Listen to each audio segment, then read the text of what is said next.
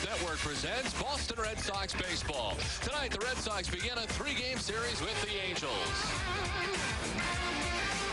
Hi, everybody. I'm Don Orsillo. Welcome to Red Sox baseball. Tonight, the arrival of the Angels. They begin a 9-game road trip tonight here in Boston. The Angels have been atop the American League West for a great deal of this season and enjoy a game-and-a-half lead over the Oakland Athletics. In fact, the Angels have been atop the AL West for 144 of 155 days. Sean Figgins leads in thefts with 48. They have been held to 3 runs or less in 8 of the last 11 games and are 9th in runs on the season. This is the first time the Red Sox will face both Guerrero and Anderson in the lineup, as both have spent time on the bench or injured during the course of the season. And the Halo starters lead the American League with a 3.66 earned run average.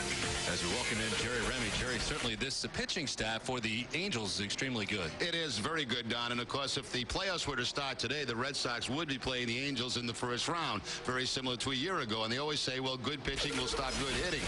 But in this case, the Red Sox have had very good success against the pitchers on the Angels. Cologne only 8-9 in his career with a 280 average against him. Washburn 3-2. They've handled him pretty well. John Lackey, who's pitching in this ball game tonight, has never beat the Red Sox, and you can see they hit a 337 clip against Lackey. And Paul Bird may be one of their 4 starters if you went to the playoffs. They've had pretty good success against him. So this may be one of those strange years where you actually go to the playoffs and hitting would dominate. Now, obviously, any one of those guys is capable of throwing a very good ball game, and we certainly hope it doesn't happen in these 3 games against the Red Sox. But over the last few years, against that great starting pitching the Angels have, the Red Sox have handled them pretty well. Well, tonight, Tim Wakefield will look to continue his success. First pitch from Fenway, next on Nessa.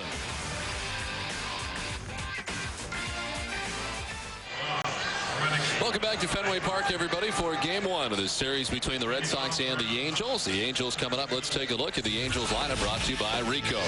Sean Figgins leads it off in center field. Orlando Cabrera at shortstop. Garrett Anderson in left field.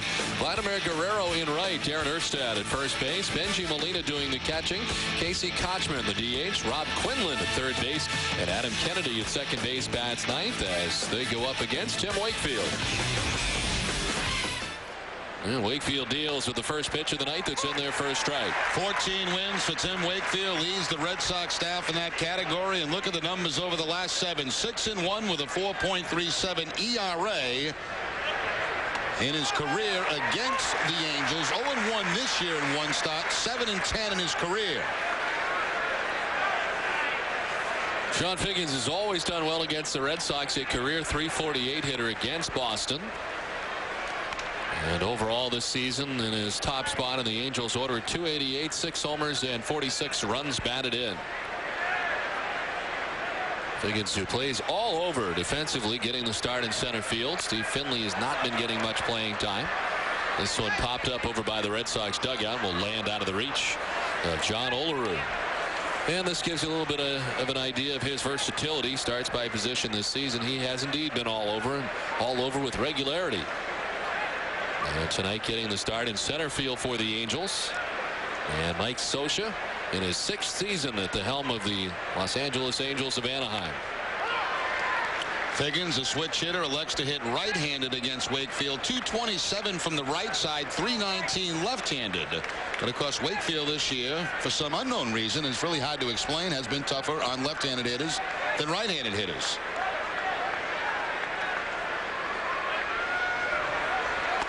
Figgins strikes out to begin the night. The Red Sox defense is brought to you by Lexus, and tonight Bill Miller will be at third base, Edgar Renteria the shortstop, Tony Graffinino at second, and John Olerud at first. Manny Ramirez making a fine play on that last trip out to Anaheim will be in left field. Johnny Damon and Trot Nixon, Doug Mirabelli doing the catching. Manny, of course, leads the majors with 14 outfield assists. Eric Cooper has the plate for the umpires. Fielding Culbreth at first base, Marvin Hudson at second base, and Larry Young, the umpire, at third. One down for Orlando Cabrera. Fouls it off down below us. Second visit in this season for Cabrera. 256 on the season, 6 homers and 43 runs batted in.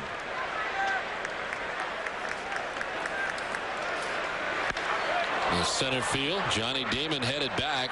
This will take him to the track, but he's there, 2 down. Well, very quickly, Johnny Damon back in the lineup for the Red Sox, and of course they're hurting his left shoulder in a ball game just a couple of days ago. Had yesterday off, but back in there tonight. He called Francona, I guess, early this afternoon and said, "Put me in." Well, Johnny admittedly not 100%. But out there in center field, as he has done so many times throughout the years in a Red Sox uniform, when banged up, would rather play than sit, and that's certainly the case for Johnny Damon over and over again. That was a tough week. Of course, got hit in the hand last Monday. Casey Fossum hitting him. Excuse me, that was Miller. I'm sorry. And then, of course, the play on Sunday when he had to get back to second base was tagged out, but that's when he hit that left shoulder. Garrett Anderson drives one down the right field line to the corner. Anderson thinking two is over as Nixon. And Garrett Anderson into second base with a double. He did not play in the series last time when the Red Sox were in Anaheim, and is back in there tonight. And he gets the knuckleball from Wakefield. Garrett Anderson has always had very good success against him, and he takes it right down in that right field corner. Well played down there by Trot Nixon to keep it to the double. He's another guy that has feasted on Red Sox pitching this season. He's 7 for 15 against the Red Sox, and as we saw in the last series against the Angels, they're going to be very careful with Vladimir Guerrero. Potentially walked him 5 times, and here's the first one of this series. That's interesting. When we were in L.A. in Anaheim, they were walking Guerrero, but Anderson was not in the lineup. Now tonight, Anderson hitting in front of Guerrero, so they walk him again here with first base open. He has jumped out in front in the American League. This will be intentional walk number 20, 2 ahead of Ichiro.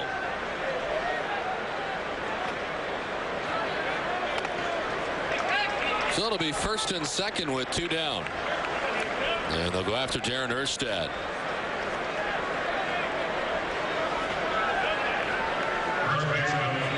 Erstad hitting at .281.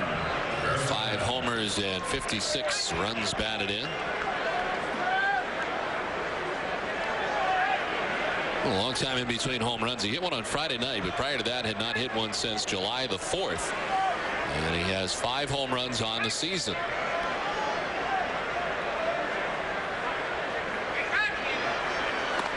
Another one of these Angels who enjoys playing the Red Sox.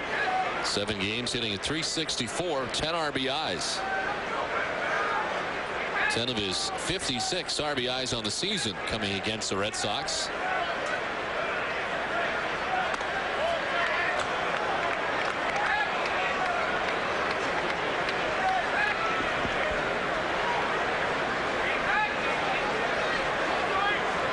Anderson at second base, Guerrero at first with 2 down. One floats in there for a strike, and it's 2-1. Well, the Angels have been having some trouble scoring runs lately. Wakefield not giving in with the fastball. A curveball on 2-0. Stays with a knuckleball against Erstad. And down the right field line, foul back into the seats. Angels have been held to 3 runs or less in 8 of their last 11 games.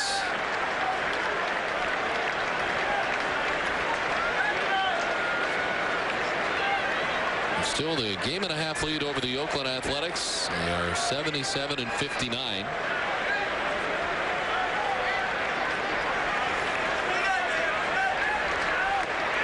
Swing and a miss. He struck him out. The Angels strand a pair. The Red Sox coming up. Red Sox coming up, and the Red Sox lineup is brought to you by Dodge. Johnny Damon leads it off in center field.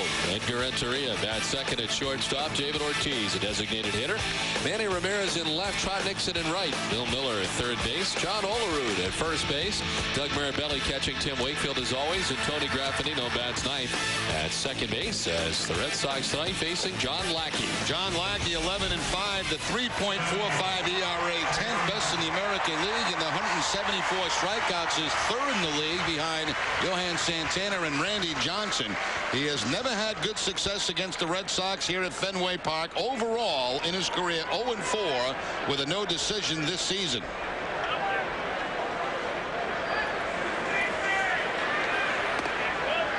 Damon takes the first pitch for a strike. Johnny beginning the night hitting at .322. 9 homers and 69 runs batted in. Damon has slipped to third now in the American League in batting average. Michael Young still on top of the American League hitting at .326, and A-Rod has jumped past Damon hitting at .323.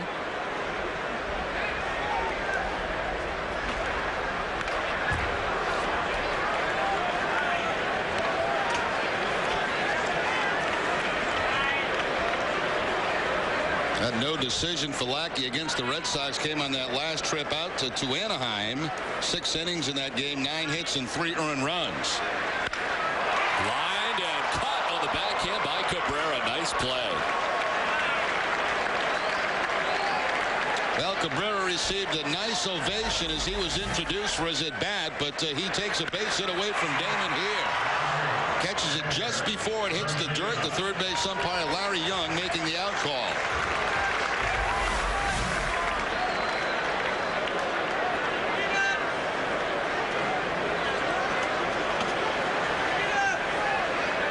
So 1 down. Edgar Renteria slaps it foul to the backstop.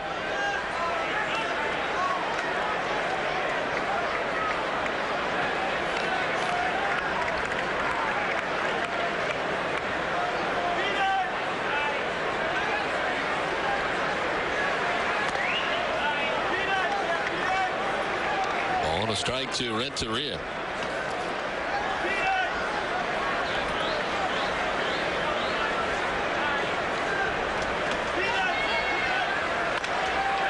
Shot towards third base. Quinlan's got it, and the throw to first to retire Renteria. The Angel defense is brought to you by New England Toyota dealers. The Angels second in the league in defense, only 73 errors on the season. Rob Quinlan at third base, Orlando Cabrera the shortstop, Adam Kennedy at second, Darren Erstad at first. Left to right, Garrett Anderson, Sean Figgins, and Vladimir Guerrero. Benji Molina doing the catching for Lackey.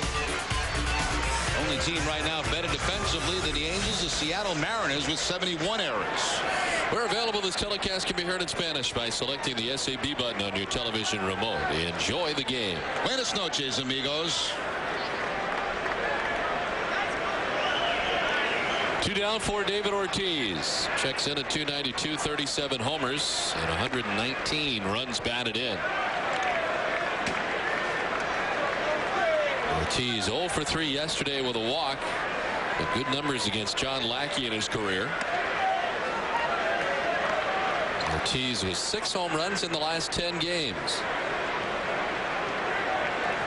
A shift on for him here by the Angels, and Adam Kennedy ducks back into short right, the second baseman.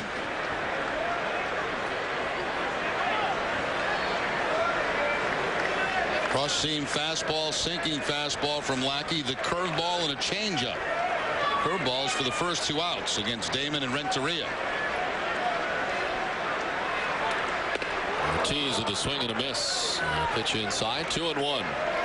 This looked like a slider this time from Lackey, a little bit harder than his curveball, down and in. Off the plate against the left-hander.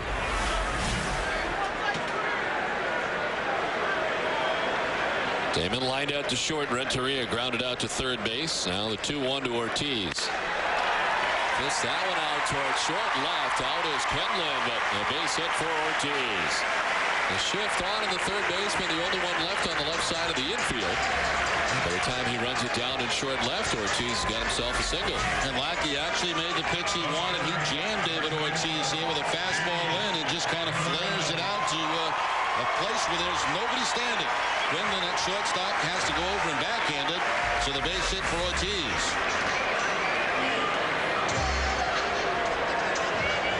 So 2 down, Ortiz at first base, and here's Manny. 285, 33 homers, and 116 runs batted in.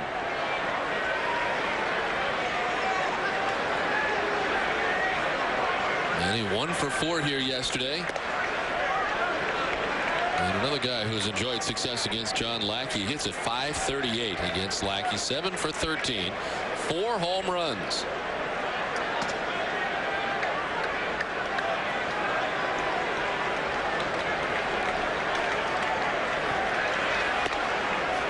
Speaking of home runs for Manny, it has been since August the 21st that he has homered. And that was against the Angels and off their reliever Brendan Donnelly. 50 at bats in between home runs for Manny, who has 33 on the season.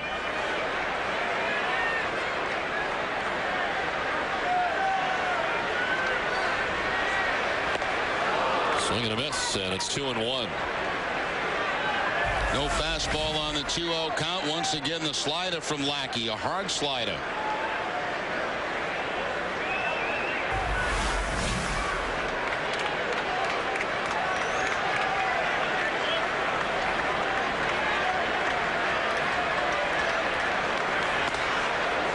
Strike to Ramirez, and the count evens up at 2-2. John Lackey, 26 years old, stands at 6'6", 235 pounds, from Abilene, Texas. Had a 14-13 record last season for the Angels. He's in double figures the year before as well. The Angels 10-16, his first full season in the major leagues. Second round pick by the Angels back in 1999.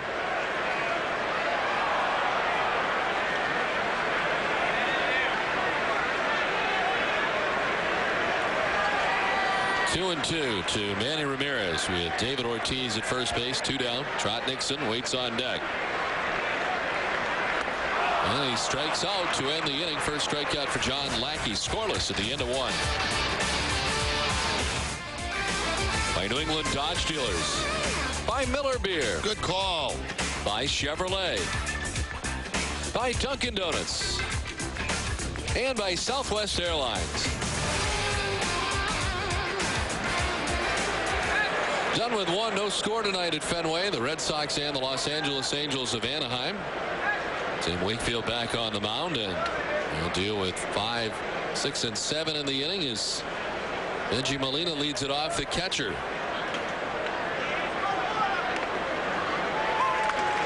Wakefield able to strike out Darren Erstad to end the first couple of strikeouts in the first inning for Tim Wakefield.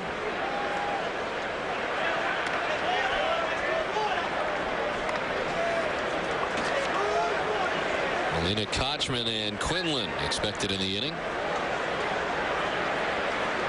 Angels ended up stranding a pair in the first. Garrett Anderson doubled with 2 down. Then they elected to intentionally walk Vladimir Guerrero before the strikeout of Darren Erstad that ended last inning. The center field, Damon, a few steps to his right. 1 down.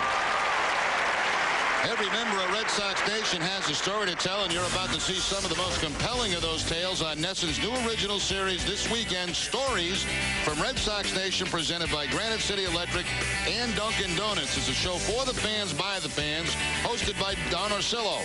Premiering this Saturday night at 6 and 11:30 with an encore presentation on Sunday after the Red Sox postgame shows. Don't miss this special television event.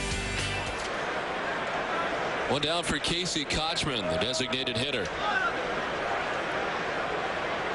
Kochman at .253, 7 homers, and 13 runs batted in.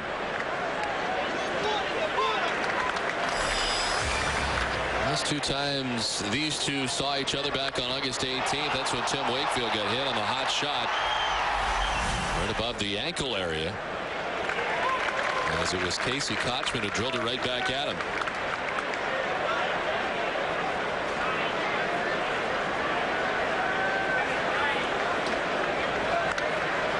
Up infield left side. Renteria calling, and secures out number 2. 2 down. One correction I'd like to make. I said it was Larry Young, the third base umpire. They have switched on us. It's Jim Hoy down there at third base. I looked down after I said Larry Young, and I said, that does not look like Larry. If it was Larry, I'd like to go to his doctor, because he's made him look a lot younger. 2 down for Rob Quinlan, the third baseman for the Angels.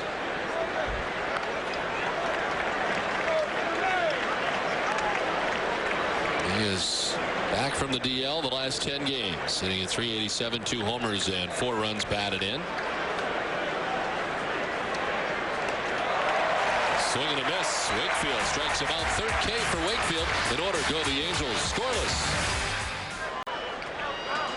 Last half of the second inning scoreless as Trot Nixon, Bill Miller, and John Olerud expected in the last of the second inning against John Lackey.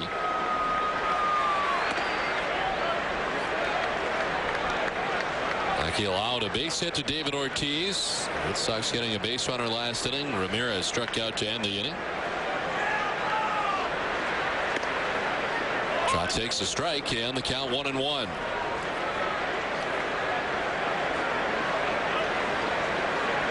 Nixon 1 for 4 in yesterday's game, had a double, scored a run.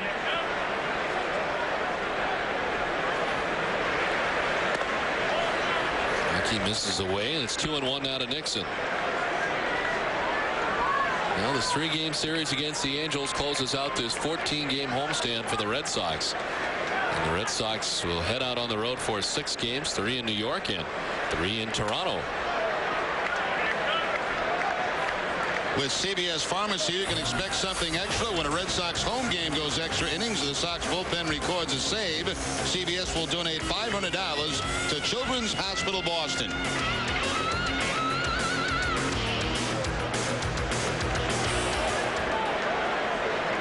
Three and 1 the count to Nixon. In on the hands and grounded softly towards Adam Kennedy, who throws out Nixon. For the 3rd consecutive year, the Red Sox will team up with the American Red Cross and Beth Israel Deaconess Medical Center to host a blood drive this Sunday, September 11th at Fenway Park. The drive will run from 11 a.m. to 6 p.m. in the 406 Club. Your support can help save lives. Please join us this Sunday in supporting this important effort. One down for Bill Miller. Getting the start at third base again tonight. We saw Kevin Youkilis in the ball game yesterday. Miller 297, 8 homers and 57 runs batted in.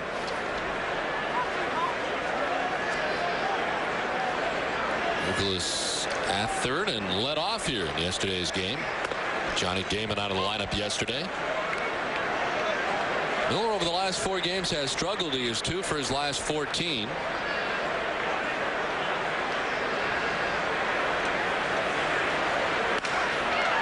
And caught by Rob Quinlan at third base. He was at the lip of the grass and able to reel it in. 2 down. Well, the Red Sox have added a couple of more reinforcements. Calling up Kelly Shoppett as we take a look at the line drive out here by Bill Miller. Quinlan in even with the grass. And also Manny Del Carmen called up again by the Red Sox. So they've added to the bullpen and they've added to the catching as the rosters continue to expand here in September. There's Manny Del Carmen back for his 3rd tour of duty with the Red Sox. First recalled back on July 26th to make his major league debut, 23 years of age. And 25-year-old Kelly Shoppett was named to the International League's postseason All-Star team. Remember, the Pawtucket Red Sox had 26 home runs. And he too had made his major league debut for the Red Sox earlier this season. Got in 6 games. Olerud fouls it off.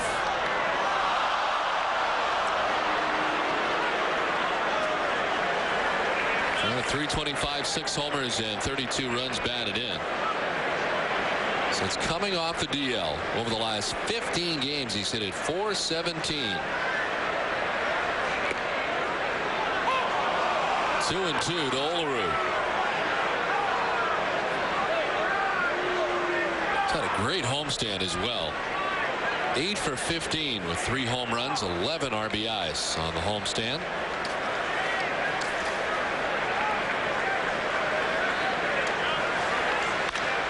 On the ground up the middle, and that'll find its way into center field. Another hit for John Olerud. 2nd Boston hit of the night. Got a change up that time from Lackey and right back up the middle. A questionable call on the pitch before. Good job of staying back by Olerud. And a very short, compact swing of his will knock that ground ball up the middle for the base hit. It's a fun week. You know, Chicago yesterday, the Angels for 3, out to New York. It's good baseball here in September. Here's Marabelli doing the catching as always for Tim Wakefield.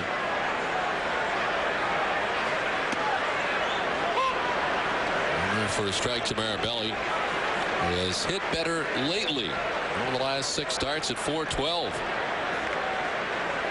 Now has 5 home runs on the season and 1 in the last 6 games.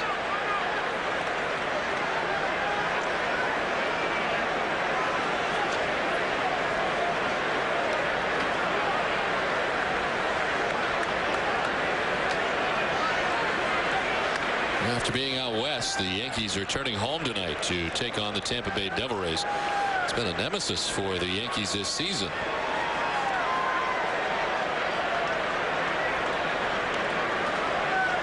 And the Yankees hosting Tampa Bay tonight, and to begin the night, the Red Sox with a 3-game lead over the Yankees.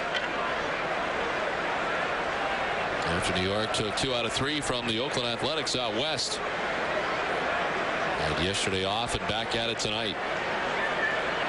I'm going to tell you how messed up I am this week. The Monday thing probably threw you off entirely. Yeah. Sky to right field. Guerrero over and under to make the catcher. Retires Mirabelli, and the Red Sox scoreless after 2. One loss shy of their 13th straight losing season. It would have been the 5th under McClendon. Bench coach Pete Mackinnon will serve as the interim manager for the rest of the season. Yeah, they were only 1 defeat away from a 5th consecutive losing season under McClendon. And the team expected to immediately begin searching for a replacement for McClendon. Boston Works every Sunday in the Boston Globe and online at bostonworks.com. Scoreless to the 3rd inning we go. Crowd cheering Fred Lynn here tonight, as we know. We saw on the pregame show. You had a chance to visit with him. That was great, Don. I had my regular triple praise segment, and then Freddie showed up, and they asked me, and I was fortunate enough to be able to sit on the desk with Freddie and Gary and TC. Freddie looks great, doesn't he? He does. Looks like he can play right now, ready to go.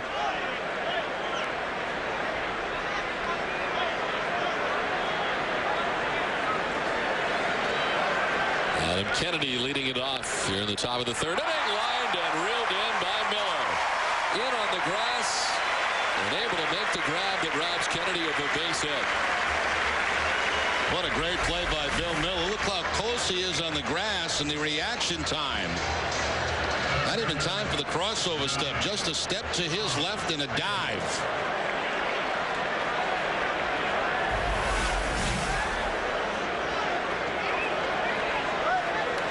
One down, 5 in a row. Retired by Tim Wakefield. Sean Figgins about her.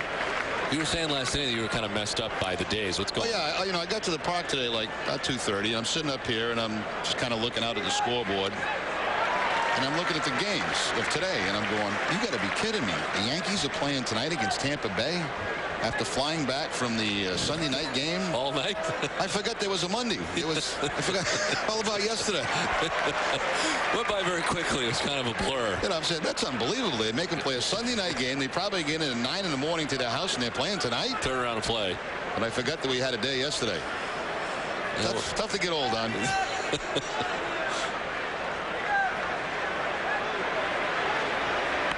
Higgins grounding it softly towards short. Renteria rounds behind it and throws him out. 2 down. Time now for a sports desk update. Here's Hazel May. Thank you, Don. Hi once again, everybody. Could the dynamic duo Gino Auriemma and Diana Taurasi be reuniting? There are reports the UConn Huskies coach may rekindle his success with the talented Taurasi in Phoenix of the WNBA. We've got details right now. Back to Don and Remdog. All right, Hazel, thanks very much. 2 quick outs here in the top half of the 3rd inning of a scoreless ball game. Orlando Cabrera fly to the warning track in center field his first time up. Somebody's making fun of me down in the office down there where they have the pregame show. Yeah. Because they have a couple of my pitches. They have one little head cut out. They have it on the wall somewhere. And then they have I do some commercial for a company, and they have that cut out over the exit sign. So somebody's having fun with me, and I'm going to get to the bottom of this. Oh, now do they think that maybe you didn't notice while you were there? I notice everything when I'm in there. Yeah, maybe they're going to try to slide that by you. I want you to know that I had nothing to do with it. Someone's making fun of me, and I will find out who it is. Oh, geez. I've seen other nasty photos that have been cut out of you around Nesson, too, in other places. Yeah. I think whoever it is sort of like a serial kidder, because they're all over the place. I don't find it funny. No, I don't either. I was disgusted by it, especially when I drew horns on it. Pitch just misses. Wakefield thought he had strike 3. He just turns his back to the home plate umpire. You're right, he did think he had strike 3. Fastball from Wakefield, outside corner. Arabelli thought so too as he started to pop up toward the dugout. Eric Cooper was not helping out. It's kind of tough in your own workplace though when you walk in and you know somebody in that place is making fun of you, but you don't know who it is. It's terrible. But the dog's been around a long time. And the dog will get him. But I'm disgusted by it. I want to make that clear. The center field, Damon back a few steps, retrieves it. It's a 1-2-3 third, no score. Looks like you have trimmed your ears since then. Now see, that's all in good fun. See, the stuff at Nesson was malicious. I'm still upset about it. Actually, that looks like my dog, to be quite honest with you. Tony Graffinino leads it off here in the bottom of the 3rd inning. 307, 5 homers and 33 runs batted in. You think it's more than one person or just one person who's messing with you? Think it is a group of people that... I'll find out. I'll find out. And you what payback is. Oof. Might take some time, but I'll find out. Wouldn't want to be them. Graffinino in 31 games as a member of the Red Sox after coming over from Kansas City. 322, 2 homers and 15 runs batted in. Now, if it's John Henry or Tom Werner, I can't say anything. Tony Graffinino with one of the bright spots yesterday for the Red Sox on a very difficult day. The home run late in the ball game. Able to bring the Red Sox closer, as that was a 3-run shot by Graffinino, his 5th home run of the season.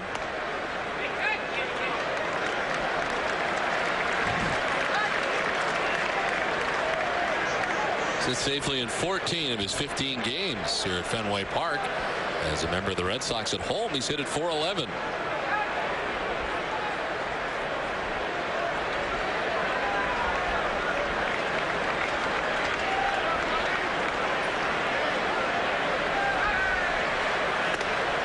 Swing and a miss. He goes chasing and strikes out. Second strikeout for John Lackey. It's the Bob Stores Monster Smash for cash. Every time a Red Sox batter hits the green monster during the 3rd and 6th innings, Bob will make a $250 donation to a Special Olympics Unified Sports Program. If the Sox batter hits the Bob Stores sign in the monster, the donation jumps to $1,000. Learn more about the Special Olympics Unified Sports Program by visiting bobstores.com or specialolympics.org. One down, Johnny Damon with a count of 1-0. Damon lined out to shortstop his first time up.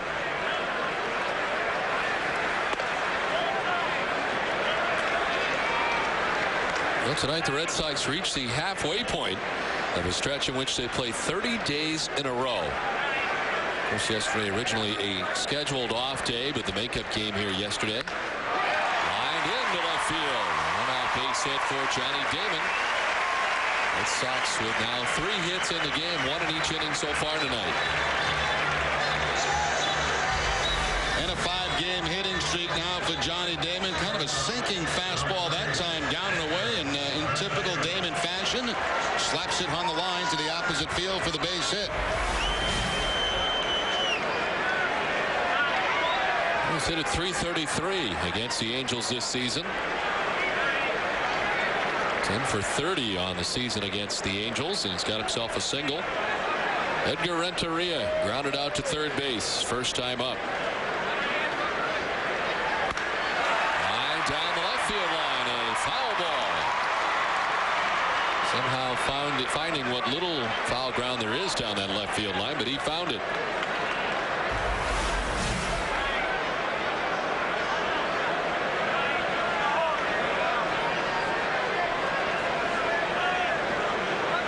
Bouncing off the wall in foul territory. What is it, about maybe 2 feet down there of foul territory? Yeah. If that. I mean, it looks so, especially from up here, it looks very, very little. Probably more than that, maybe more like 3 feet.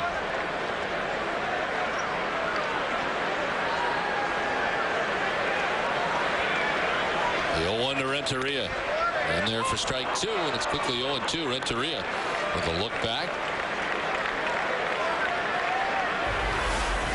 Lackey this time going to the outside corner with the fastball, and you see Molina just hold it there. He doesn't pull it back, and sometimes when the catcher holds it there, they get a better look for the umpire.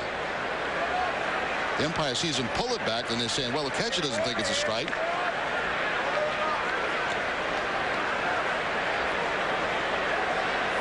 Check on Damon, who is easily able to get back to the bag. Been a while between steals for Damon. He's gone 15 games without one. See 14 on the season in 15 attempts.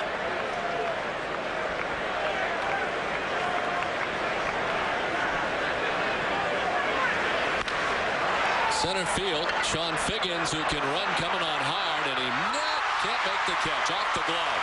He was there, but appeared to maybe take his eye off it. And it hit off the glove, and reaching is Renteria. He had to go a long way to get there, but it appeared that he got there. Yeah, it sure did. He certainly covered the ground, and it looked like it hit off the glove. Now, he's playing deep and shading Renteria to pull, but he does cover all that ground with his speed, and that's certainly a ball that could have been caught. Right at the last minute, you see it just goes right off the end of the glove, and he'll pick up an error in center field, his 9th of the season, which is remarkable. He only has 9 errors. He plays every position. And just his 2nd in the last 75. So 1st and 2nd. And here's Big Papi. Takes a pitch outside, ball 1.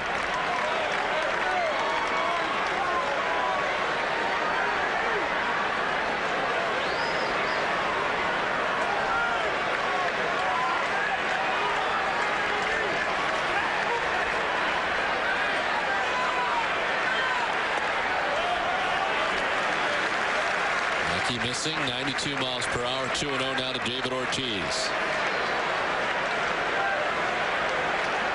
The Angels tonight beginning a 9-game road trip. It all started here against the Red Sox. And they'll go to Chicago and Seattle before the end of the trip.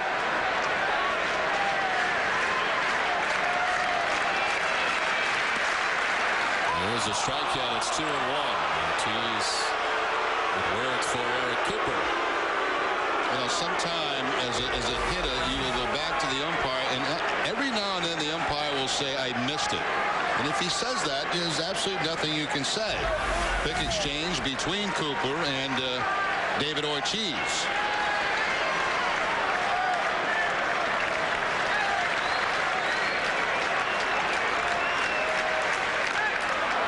Fouled off, and it's 2-2. Does it make you feel better when he says I missed it? You know, no, because it wouldn't help me at all. No, actually, you appreciate the honesty, and there are a lot of umpires that will do that. You know, say, look, I just missed that one. Okay, what are you going to say? I mean, you know, don't do it again. Just please don't miss one on 2 strikes.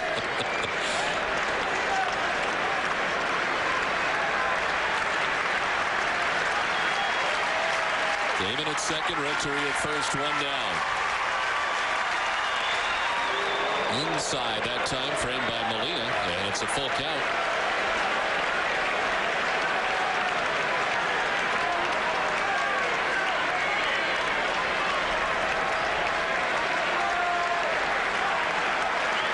And Ramirez waiting on deck. 1 down, 2 on.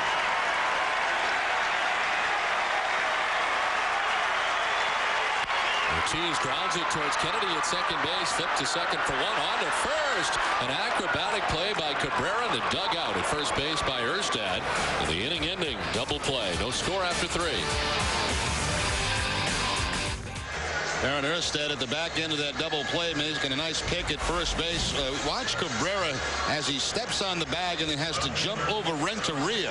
And for that reason, couldn't get a lot on the throw, but Erstad's there to pick it out of the dirt and make it look easy at first base. Erstad, of course, a Gold Glove outfielder, making himself a Gold Glove first baseman last year. And able to pick it there. 3-time AL Gold Glove Award winner for the first time last year at first base.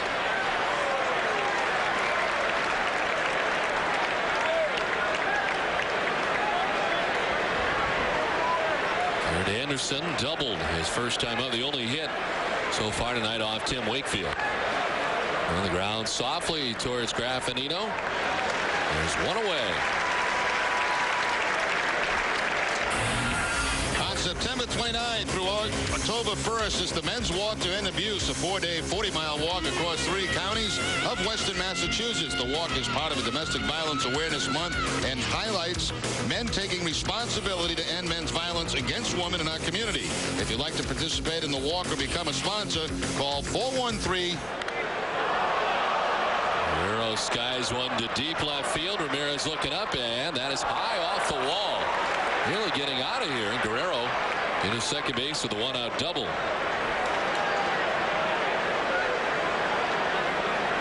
That's very close to being a Fenway Park home run. A high towering fly ball on a knuckleball by Guerrero, and just misses a home run right at the top of the wall.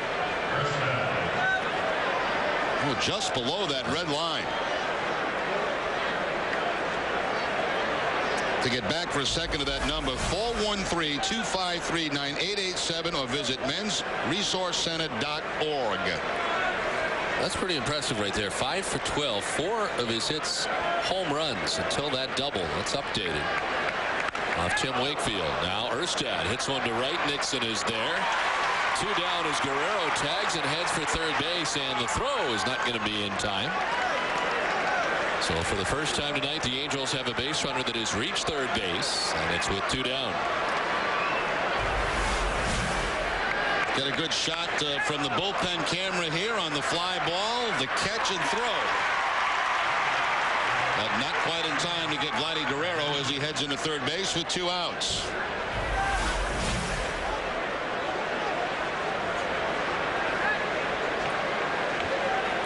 Two down, Guerrero at third, and Benji Molina, the batter, flied out to center field his first time up. Chopped at third base. Miller plays the high hop, and Wakefield gets himself out of the jam. Scoreless after 3.5. And our question tonight: which 2 Angels pitchers have led the American League in strikeouts? One was a teammate of yours, and the other, I believe, pitched for the Red Sox at one time. Both were teammates of mine, and both on the same team and another team. Yeah. To right field off the bat of Ramirez. Down goes Guerrero to get it. Manning headed for 2. Guerrero, the great throwing arm, gets it back in, but on the tardy side, Ramirez got himself a double to begin things in the bottom of the 4th inning. Well, you kind of figured Manny would have a decent night against Lackey. Those numbers that Don mentioned in his first at bat, 538 coming in the game with 4 home runs. Takes the fastball down and away and shoots it to the opposite field. And of course, you've got to be sure with Guerrero's arm in the outfield, and that throw off the mark. Manny with the double, hustling all the way.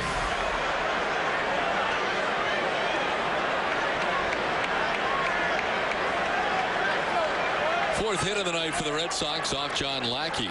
Ramirez in scoring position. First time the Red Sox have had the lead runner on tonight. Nixon, after the first pitch, sends it foul off to the left.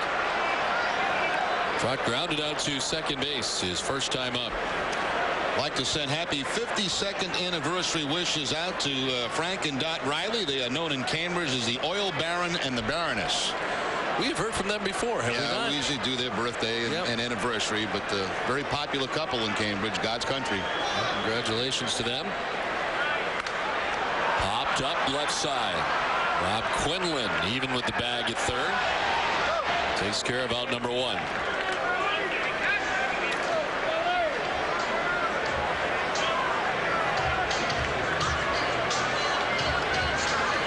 Last time we mentioned him, I mentioned that he's a multi-millionaire for the oil business, but yet walks around the neighborhood and collects bottles and cans.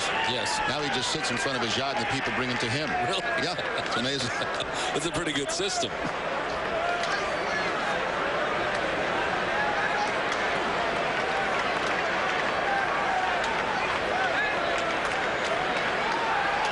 Pickoff play at second, and Manny's able to get the leg back in. Watch the hidden ball. Cabrera there to cheat in behind him.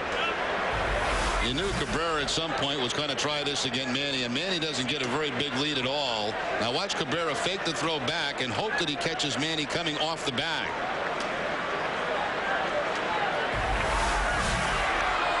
Pickoff try. Manny back to the bag.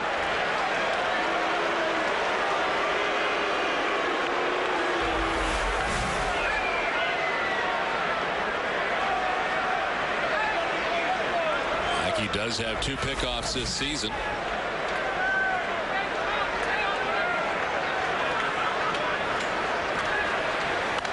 Miller shoots it foul off to the left. Manny going back feet first on that slide. Now a lot of guys that go back head first. I've seen second baseman and shortstop notice that. They'll put a pickoff play on again and they'll drop their knee in front of the bag so they can't reach it. You don't want to be dropping that knee though in front of spikes.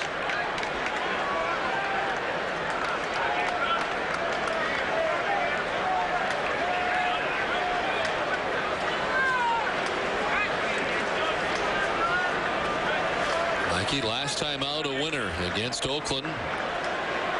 2-1 win. He worked in 7 innings, giving up no runs, struck out 7, walked 4, and was able to collect the victory, his 11th of the year. 11-5 heading into tonight's action. And look at his starts in the second half. 5-1 with a 2.05 earned run average.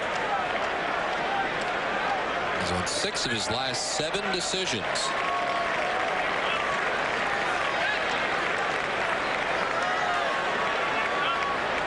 We're waiting on an 0-2 pitch with Manny Ramirez at second base, 1 down here in the last half of the 4th inning.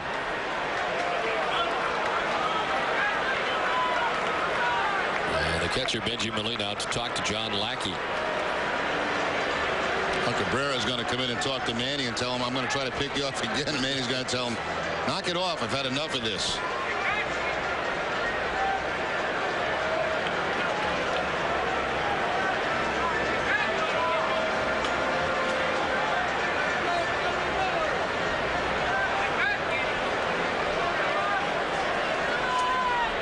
Those two, of course, got along very well in last year's championship team. The 0-2. In the dirt, did he go? No, says James Hoy, third base umpire. He's hearing it a little bit from the dugout after saying he did not offer.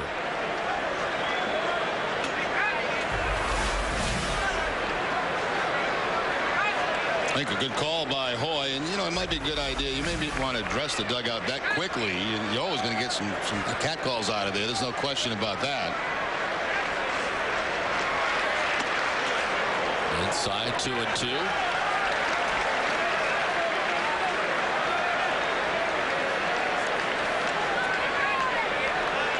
Well, the Red Sox lead the season series 4 games to 3 over Mike Scioscia's Angels.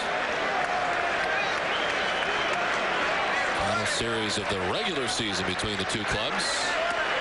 Strike 3 call. Miller strikes out, third strikeout for John Lackey, and there's 2 down in the inning. Lackey picking up strikeout number 3. This one on the fastball inside corner against Bill Miller. We mentioned coming in 3rd in the league in strikeouts behind Santana and Randy Johnson. Randy Johnson, I believe, is pitching tonight for the Yankees. He is indeed, as they are going to put on John Olerud on first base open. Yeah, Randy Johnson matched up against Casey Fossum tonight in New York, and the Yankees have a 3-0 lead over Tampa Bay. So Yankees off to the fast start. Mike Scioscia electing to walk John Olerud. The runner in scoring position, they'll go after Mirabelli. Well, first base open, a hot hitter in John Olerud, and why not? So the Red Sox walk Guerrero early in this ball game. Second intentional walk of the year for Olerud.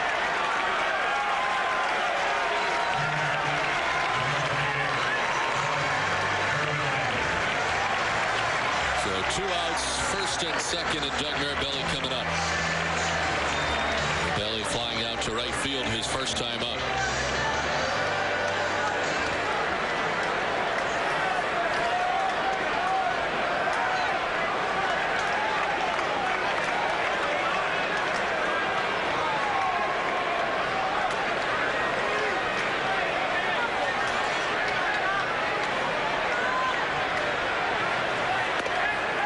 Strike 1 to Mirabelli.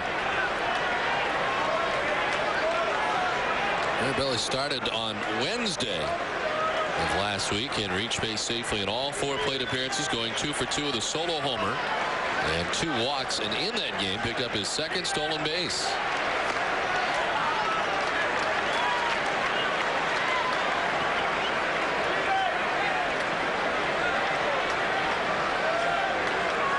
And also catching, as you saw, David Wells in between starts catching Tim Wakefield. Of course, he caught the complete game by David Wells.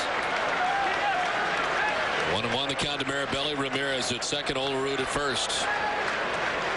Rocky and Molina still having a little trouble getting on the same page in this inning.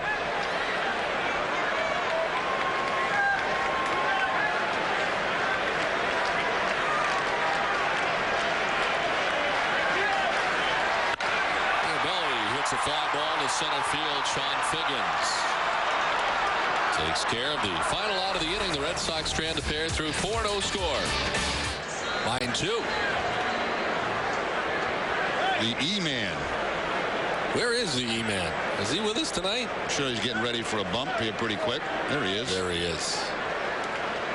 I don't think it would be him that would be doing that to me down there. You know what, though? I think it's who you least expect, perhaps. It's hurtful. It really is. I know. It's really bothered you tonight. I noticed you were very sad when I got to the booth today, and it took me forever to pry it out of you as to what had happened. I understand being the senior member of the broadcast team here and having someone do that to you. I understand it'd be very upsetting. Well, you try to treat people with dignity and respect, and respect everyone, really. And if somebody's making fun of you, you know, it kind of hurts. It's terrible. Did you break down who you thought it might be? I mean, it's very positive. No, take a look at the host. It could be Tom Caron. No, it wouldn't be Derek G. Sarcina was there today. It wouldn't be those guys. Would not be TC. TC's got too much class for something like that. It would not be Gary. Gary's a great guy. It wouldn't be Jimmy. No. Sam. No. It's in-house, and I'll find out. It's terrible. Is it fresh graffiti, or is it? You think it's been there a little while? One's got to be fresh. Like today? No. Like. But the other one looks like it's been there a while. It's awful. It's disgusting. It's hurtful. 3-1. It's a strike, but it's a full count. These are all the same people you work very closely with throughout the playoffs. So you spend a lot of time in there with them, you know, dissecting things and working hard. They do such a great job putting on the show, and yet you're mocked. Despicable. Swing and a miss. Casey Kochman strikes out. 4th strikeout for Tim Wakefield. 1 down in the 5th. Knuckleball from Wakefield. Great shot on the super slow motion. You see the rotation. Not a lot of jump up and down on that particular pitch, but off speed enough to have Kochman off balance. Quinlan pops it up off third base. Miller racing over, but he won't have a play. Visit Nesson.com, one of the greatest places in the world, Nesson, to bid on a one-of-a-kind opening day Red Sox jersey signed by more than 40 guests that have joined us this season on our pre- and post-game show. Terrific people in there.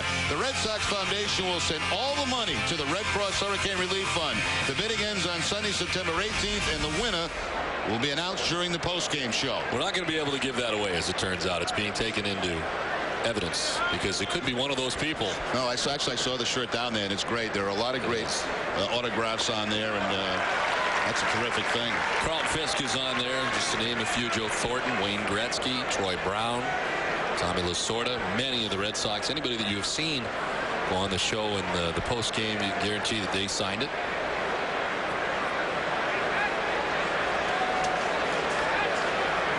One down. Rob Quinlan, the batter. He struck out swinging his first time up.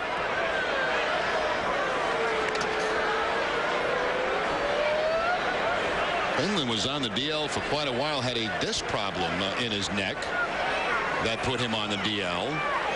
That can be a very painful injury. Quinlan strikes out. Back-to-back Ks for Wakefield, 5 in all. Red Sox baseball in Nesson is brought to you by New England Ford Dealers, by Olympia Sports, the official sporting goods retailer of the New England Sports Network, and by New England Jeep Dealers. Don, every night you go through those sponsors. We are so fortunate. We have wonderful sponsors here at Nesson. Certainly do.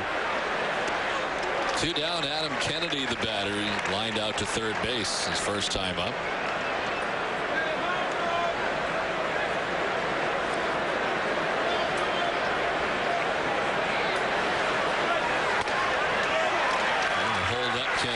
And it's 0-2 in the first strike called by Eric Cooper.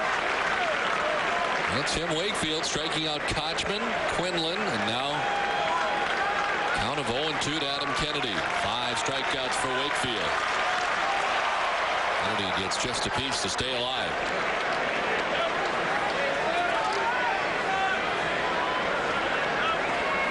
Kennedy right now in a slump. 0 for his last 20 and 3 for his last 38.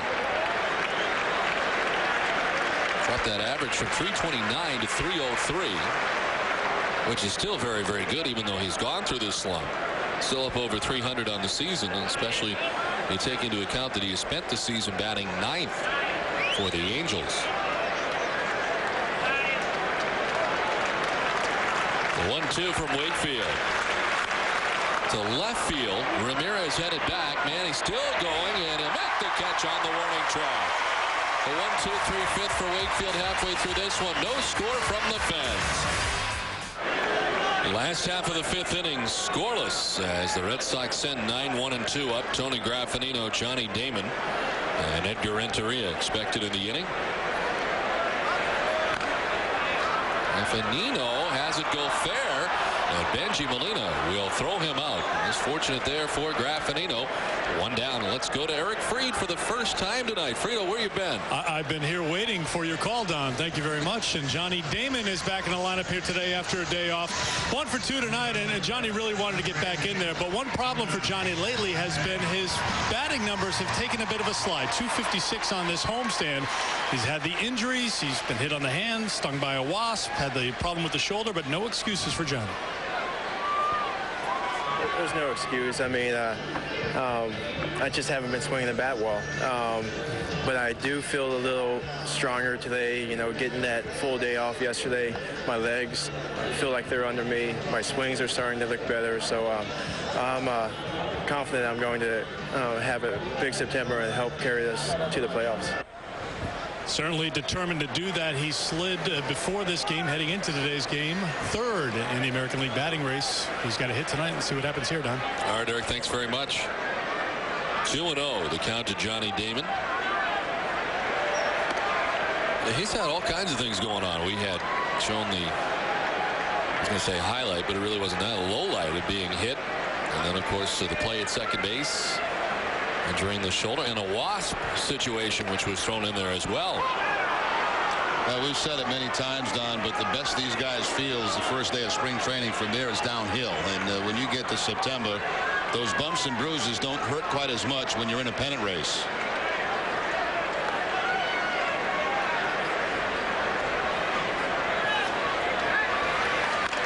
Damon grounds it foul. Time now for the answer to our Aflac trivia question. Which 2 Angels pitchers have led the American League in strikeouts? Nolan Ryan and Frank Tanana. Ryan led the league 7 times with the Angels, 2 times with Houston, and 2 times with Texas. Tanana led the league in 1975 with 269 strikeouts. On the ground and throw into right field. Second hit of the night for Johnny Damon. Base hit to the opposite field in the 3rd inning on a fastball. This time it's a changeup to Damon that he reaches out and hooks and finds that hole between 1st and 2nd. Top spin ground ball that'll get through. I had the good fortune to play with both of those guys, Don. Nolan Ryan and Frank Tanana on the Angels. Frank Tanana at that time, had he stayed healthy and not hurt his elbow, I don't know what kind of career. I mean, he was just tremendous. And then he learned how to adjust to be a finesse pitcher and certainly hung around the big leagues a long time with success. I also played with him here with the Red Sox. But you know, Tanana, when he came up as a kid, that combination of Ryan and Tanana, I'll tell you, that was a tough couple of days for other teams to come in and face. Problem is we couldn't score him any runs.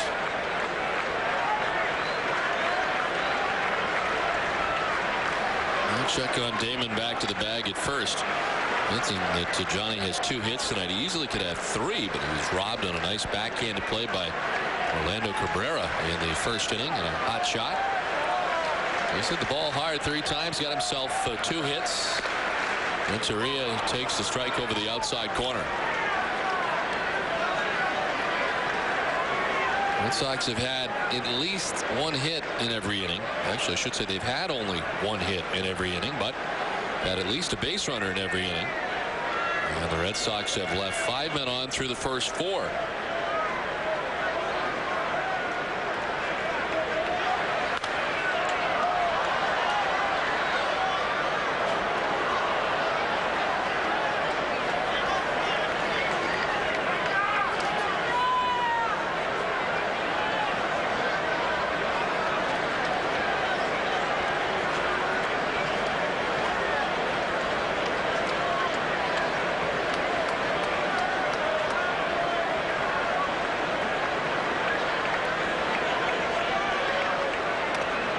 Inside of Renteria, the other guy between we talked about. You talked about Frank Tanana, but Nolan Ryan, I mean, amazing what he was able to do, especially late in his career.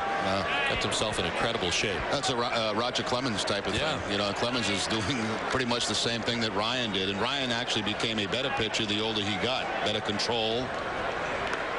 I mean, he was when I played there in '75, '6, and '7 with him. I mean, it was dangerous to face him. You know, and he was consistently 97 to 100. Not good control. A very good curveball. And, you know, you see guys bailing out of the lineup against him all the time. Did he have a nasty streak, too? Could he be nasty? Yeah. Oh, yeah. Very nasty. I think I told you the story once before about Bert Campaneris.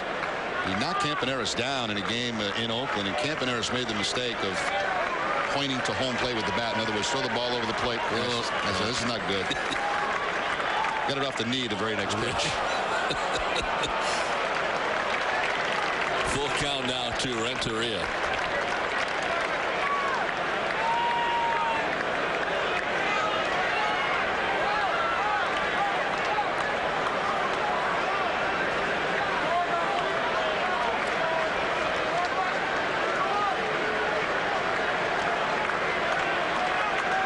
At first base, 1 down. Renteria with a full count. And Johnny takes off. Throw over, and Damon back to the bag. I would expect him to go here on the 3-2 count and 1 out with Renteria at the plate.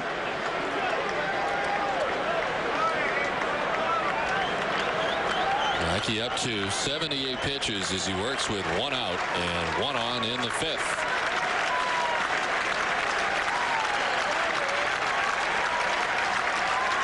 There goes Damon. Pitch in the dirt, gets away from Molina. No further advance for Damon as the walk to Renteria. It's the second walk of the night given up by Lackey. The first was of the intentional variety. 1 down. The Red Sox have runners at first and second. Lackey going to the breaking ball on the 3-2 count. It gets by Molina, but Damon can only go as far as second base. Molina, of course, Gold Glove catcher a couple of times in the American League. Benji Molina.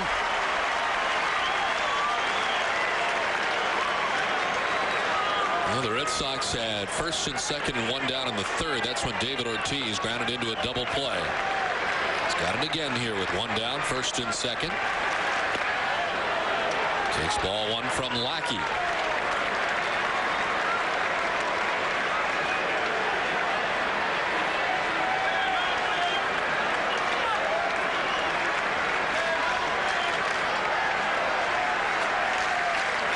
He has allowed just 1 home run in his last 11 starts.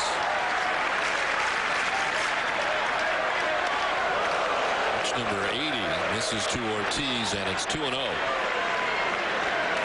The only home run that he's given up over the last 11 starts, Javi Lopez.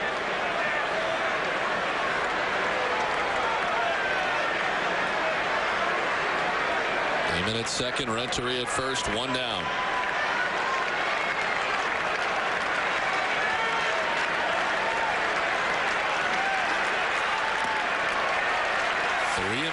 David Ortiz.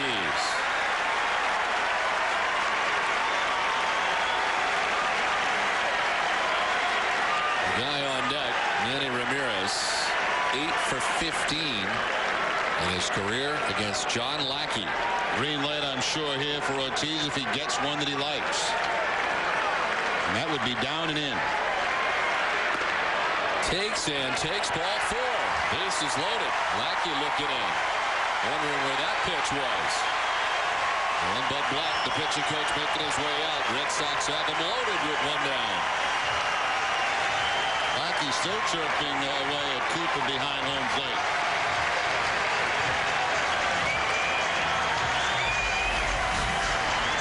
3-0 count. Lackey thought for sure this was going to be called a strike.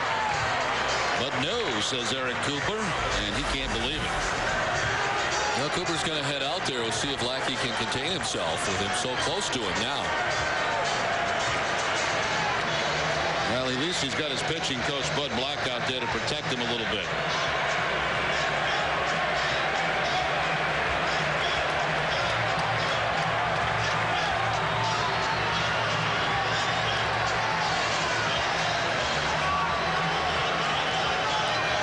Tomorrow night at 6, Olympia Sports presents the Boston Globe pregame report. Hall of Famer Dave Winfield will join your host Tom Caron and Gary DiSascina live on Yorkie Way, plus our weekly conversation with Sox VP and General Manager Theo Epstein.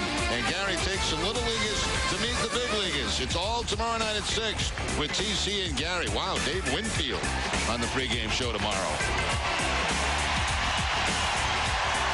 Bases loaded with one down here in the last half of the fifth, a scoreless ball game.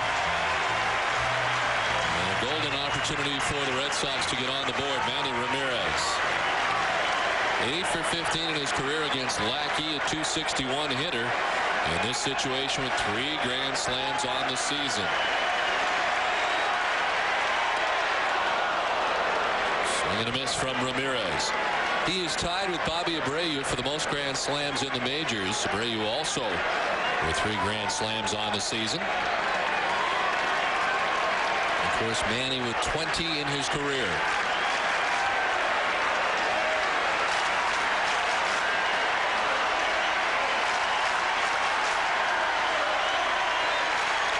Fouled off, and Lackey ahead, 0-2.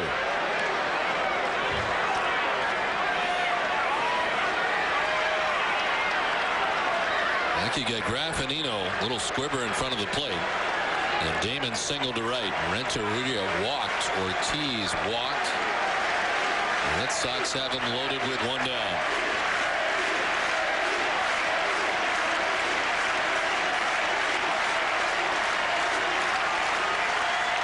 This one bounced in well in front of the plate, and Benji Molina comes up with it. Back in the first inning, he got Ramirez on a breaking ball to strike him out. Looked like a slider that time to get Manny Ramirez. Tried it again on that last pitch. 1-2 the count to Manny.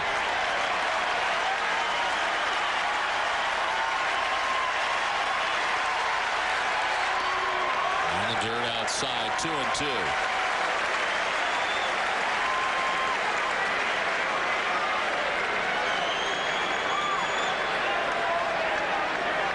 Meanwhile, that pitch count in this inning has been rising as he calls out Benji Molina. It's been a 21 pitch inning.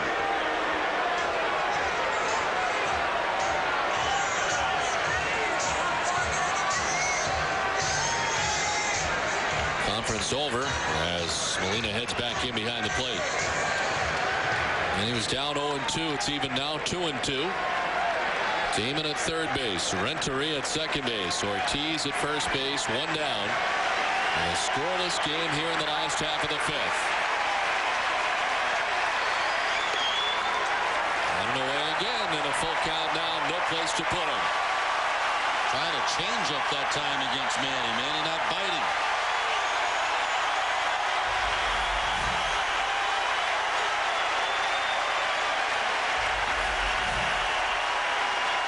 Capacity crowd standing as one.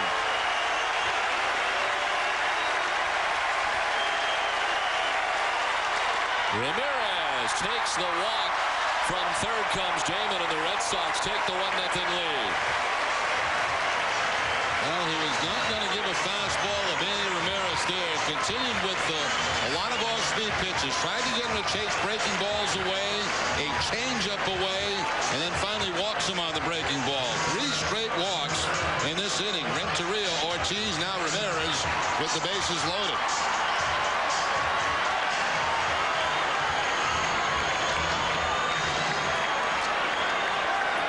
Here is Trot Nixon with the bases loaded and one down.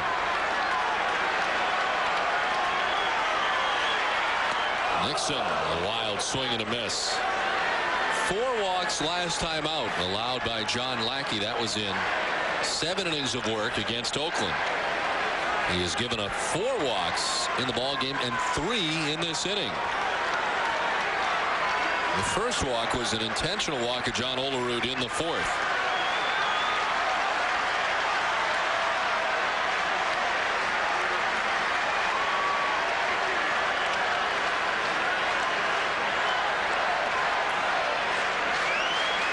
The 0-1 to Trot. Swing and a miss. Nixon quickly down, 0-2. Change-up. A lot of change-ups this inning from Lackey. This is a very good one to Trot Nixon.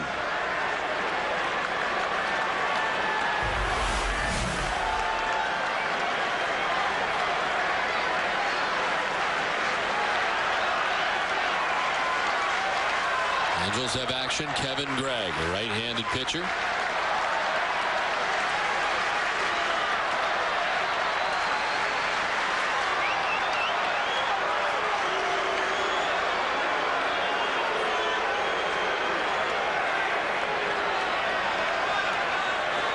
Renteria at third base. David Ortiz at second base. Manny Ramirez at first. 1 down, a run in.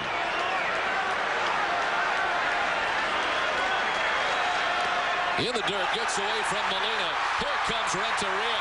Red Sox lead it 2-0.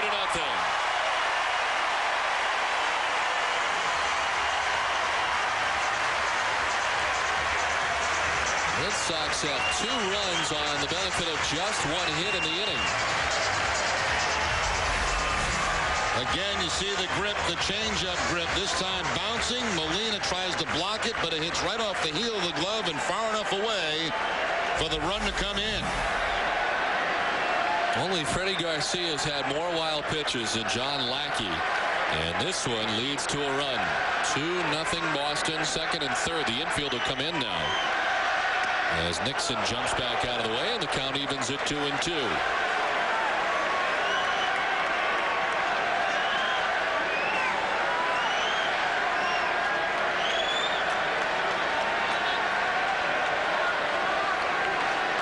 Trot is grounded out to second base and popped out to third. 0 for 2 in the ball game tonight. Nixon grounds it back to the mound. Lackey looks the runner back at third and throws out Nixon for the second out of the inning.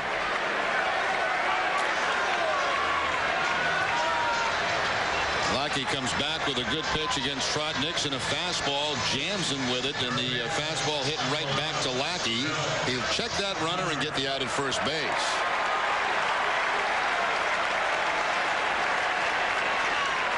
Two down. Bill Miller has lined out to third base and struck out. Last time up he went looking.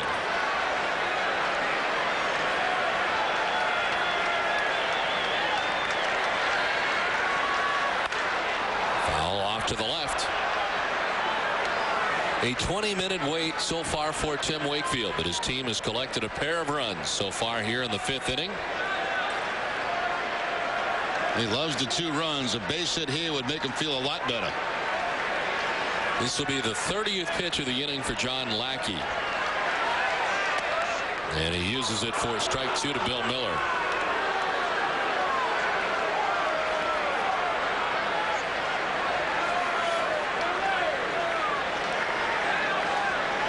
Bill 2 for his last 16.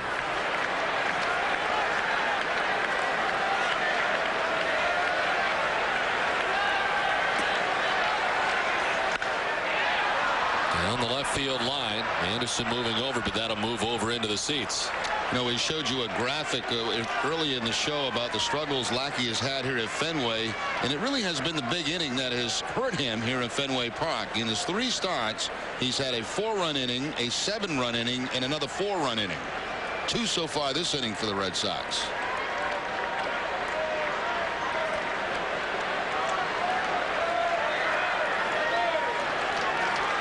2 down, runners at second and third.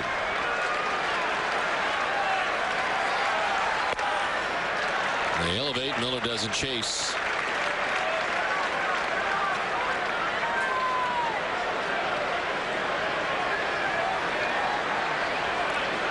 A 32-pitch inning so far for John Lackey, and he's about to hit the century mark in pitches thrown here tonight. He's at 98 right now. And this inning has really been a long one for him. He has walked 3 in the inning, allowed to hit 2 runs. Greg still warming in the Angels bullpen. This one fouled off to the left. Well, that's a tough pitch to foul off by Bill Miller there. Excellent changeup by Lackey, down and away. Had Bill Miller off balance, but somehow he's able to get the bat on it and foul it off and live for another pitch.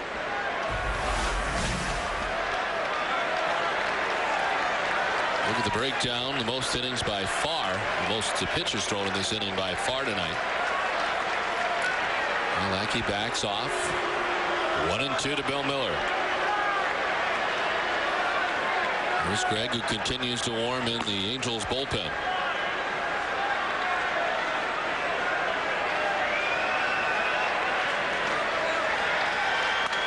And fouls off another.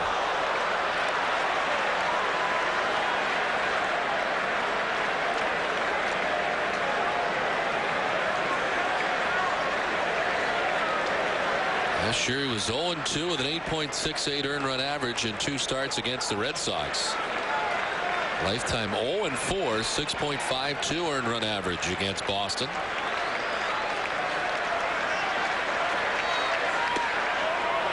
Inside, 2-2.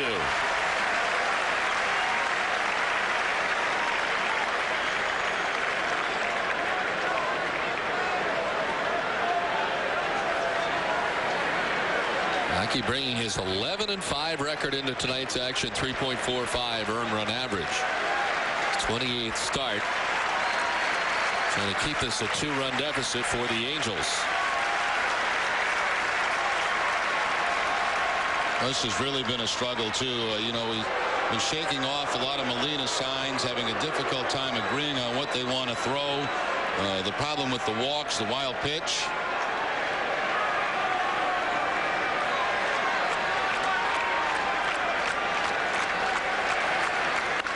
Miller grounds it to the first baseman. Darren Erstad will take it himself. So they minimize the damage, but the Red Sox do come up with 2, and at the end of 5, 2-0 Boston.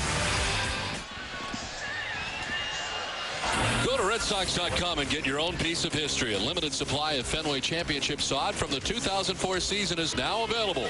Actual grass from the field used during the 2004 championship season, ready to be planted in your yard. Log on to RedSox.com for all the details and purchase a piece of history today.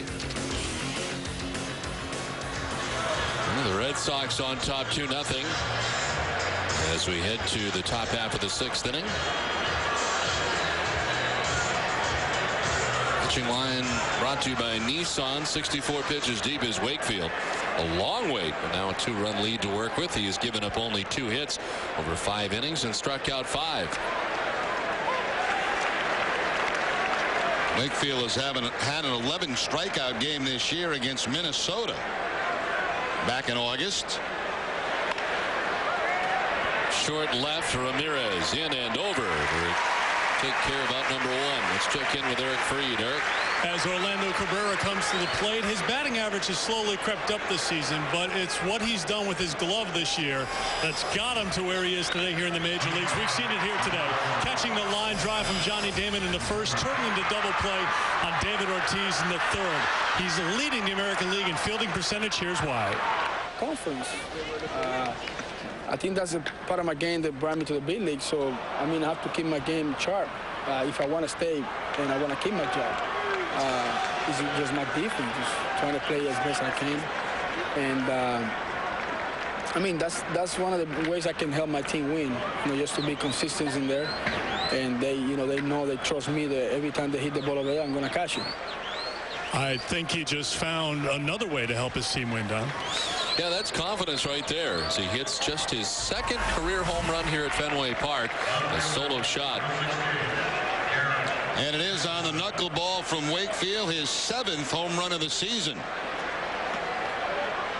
So as we highlight his great defense, he puts a little offense together for the Angels. So a 2-1 Boston lead as Orlando Cabrera is homered for the 7th time this season. Surprised to find out that it's only his 2nd Fenway Park home run. Had only one with the Red Sox last year at home. Down the left field line off the bat of Anderson, and this is trouble as it heads towards the corner. Ramirez able to dig it out, but it scared Anderson into second base with his 2nd double of the game.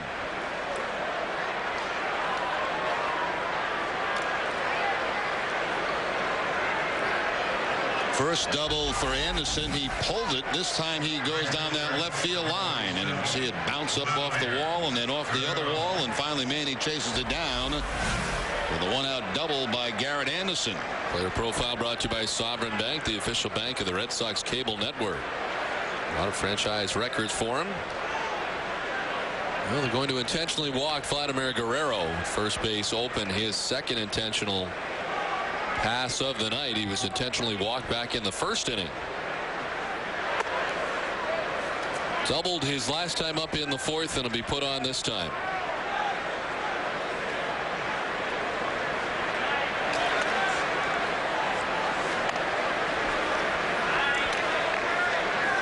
It's the 4th time individually that Tim Wakefield has intentionally walked Vladimir Guerrero. And the Angels with runners at 1st and 2nd, one down. Darren Erstad coming up.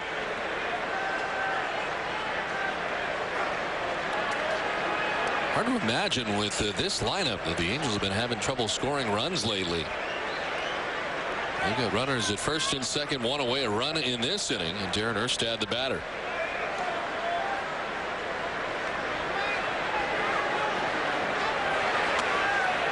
Now sometimes you run into stretches of good pitching, and you know they had those games against Oakland with very good pitching, and there are certain staffs that can quiet you down for a while, but there are a lot of good hitters on this club, and they're not going to stay quiet for a long time.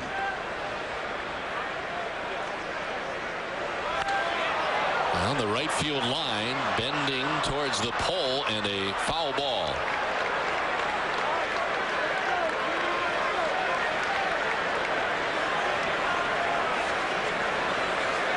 Erstad with a total of 5 home runs on the season. And has been quiet tonight offensively. Struck out swinging in the 1st, line to right in the 4th inning.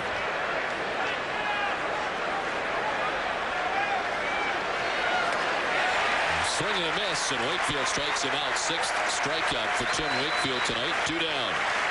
That knuckleball actually looked more like a slider, as you'll see it go down and in to Darren Erstad. That late drop on it.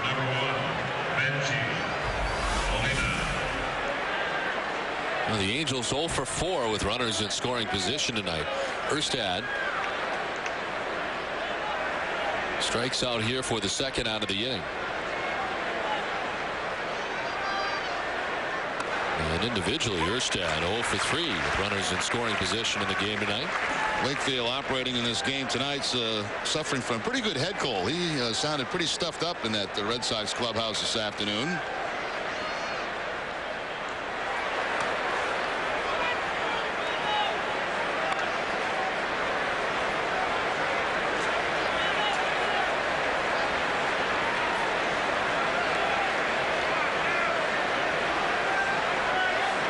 Anderson at 2nd, Guerrero at 1st, 2 down. Molina's 0 for 2. He's flied to center and grounded to 3rd base. And swing and a miss. 1 and 2 to the Angels catcher. Remember, we were in Anaheim. Molina was hitting behind Guerrero and had a pretty good series. Had some clutch base hits for him. No contact on this knuckleball inside.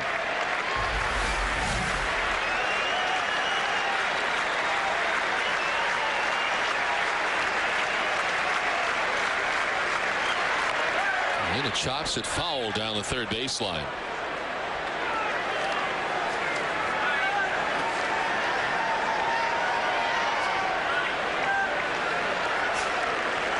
Reggie Molina just 4 for his last 26 over the last 9 games. After a very good August, in which Molina hit at .330 in the month of August. That's why at that time he was hitting behind Guerrero. He was 6 for 12 in the series. Ground ball, tough hop. Miller's got it, goes to second for the force out there that ends the inning. The Angels going to run back on the home run by Cabrera. 2-1 Boston. Bottom of the 6th inning, Red Sox on top 2-1 as the Angels get a run back on the home run by Orlando Cabrera. It's a 1-run game now as John Olerud leads it off. Olerud has singled to center field and been intentionally walked. He's been on base twice tonight.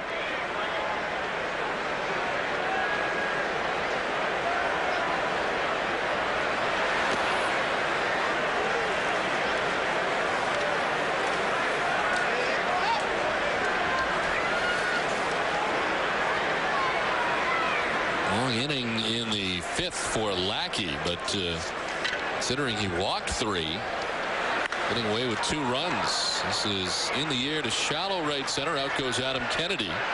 And in front of Sean Figgins, he makes the catch for the first out. The Red Sox are partnering with the American Red Cross to help raise much-needed funds to assist relief efforts benefiting the victims of Hurricane Katrina. Fans are invited to donate to the Red Cross Disaster Relief Fund at collection points around Fenway Park throughout the homestand. Those fans not attending games but would still like to contribute can mail checks made out to the Red Sox Foundation to Hurricane Relief Effort, Fenway Park, Boston, Mass. 02215. One down for Doug Mirabelli. He's 0 for 2. He's flied out to right and flied out to center. Able to hold up, and it's 1-0. Mirabelli, then Graffinino expected in the inning. Red Sox batting in the bottom of the 6th. In the air again as Cabrera waits for it to come on down. It finally does, and there's 2 down. Let's check back with Eric Fried. Eric. Another one of those donation points is Autograph Alley. 2 more Red Sox players making their way over there today before the game for a $100 donation to the Hurricane Relief Fund. Fans can pose for pictures with these Red Sox players, and today it was Big Papi and Tony Graffinino, David Ortiz and Tony out there before the game helping to raise money for the Hurricane Relief Fund. So far, Red Sox fans have given over $100,000 to the cause. Tomorrow about 5:30 after the Red Sox are done with batting practice, today's starter Tim Wakefield is scheduled to be out there with Mike Myers. Guys, all right, thanks very much, Eric.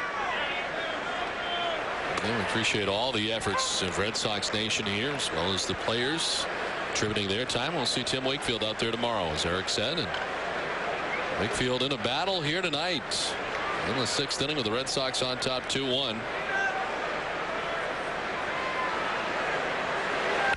Graffinino hits it hard on one hop to Kennedy, and it's a 1-2-3 inning on just 8 pitches through 6. 2-1 Boston. The Dunkin' Donuts musical montage. 2-1. The Red Sox on top. Elvis in the house. That may be one of the worst Elvises I've ever seen. Chopped right side. Olerud ranging to the second base side at first. Wakefield covers one away. Well, John Olerud very tall and a long wingspan here, and it all helps him out to make a catch on this ground ball. Completely outstretched, and then spins around and gives that nice feed to Wakefield. Gets it to him before he can catch it and then check the bag out and tag it.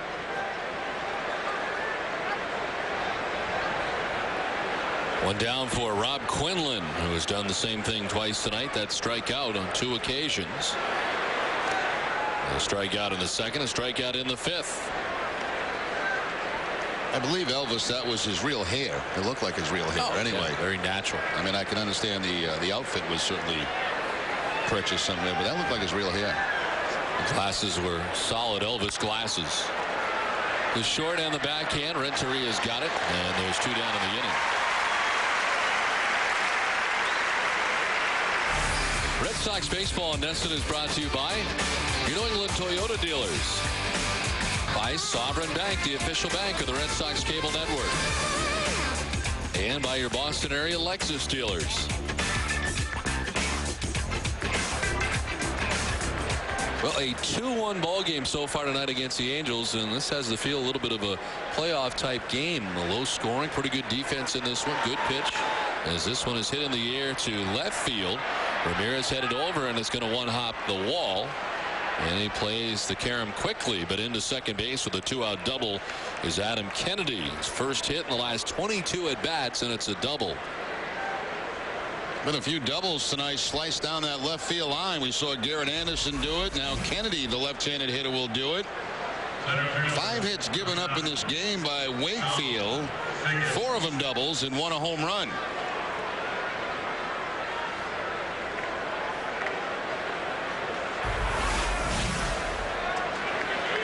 So 2 down, Kennedy in scoring position, and here's Sean Figgins.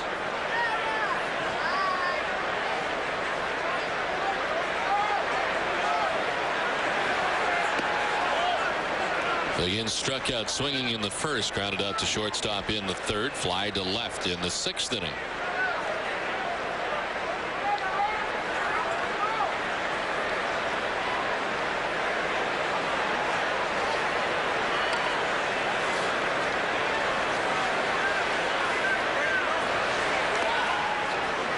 In the dirt, action in the Angels bullpen as Brendan Donnelly and Kelvin Escobar.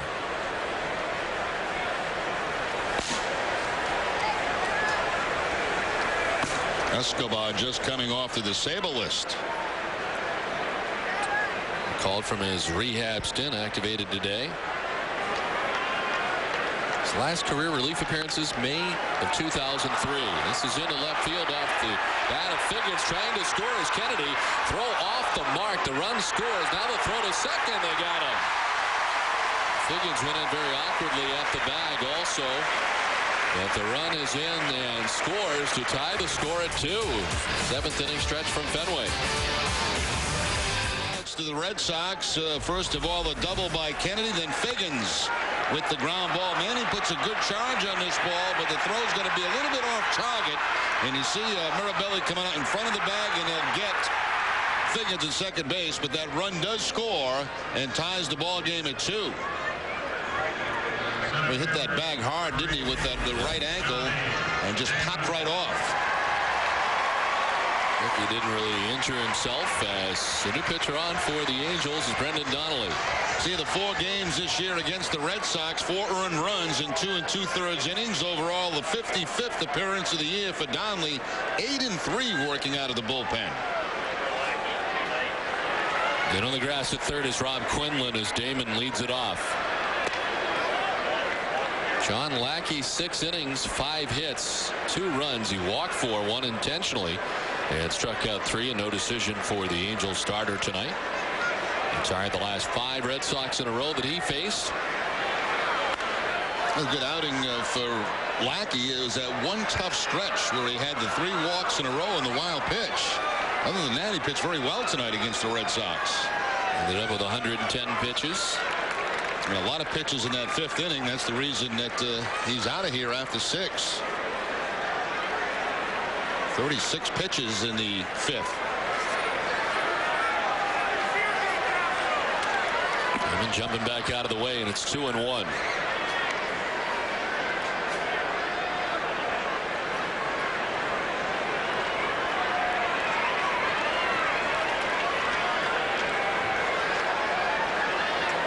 Damon tonight with 2 hits, 2 for 3, single to left in the 3rd, single to right in the 5th.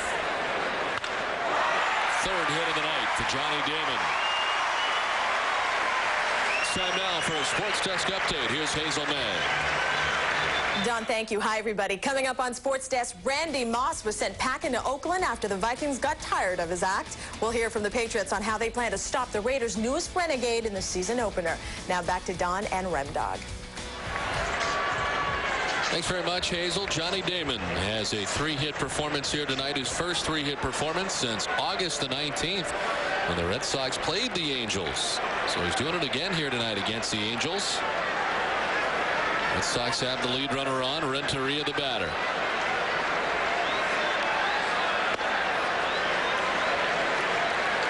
Edgar is grounded out to third base, reached on an error, walked and scored.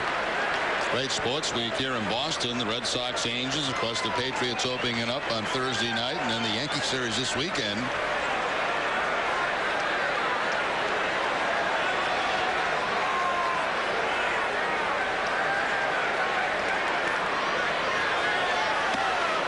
Swing and a miss by Renteria, and the count 1-1.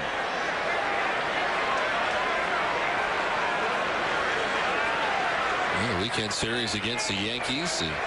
Friday Night Baseball on UPN 38 on Friday night. Nesson outside of Boston, and then Fox National in on Saturday. We'll be back with you on Sunday on Nesson.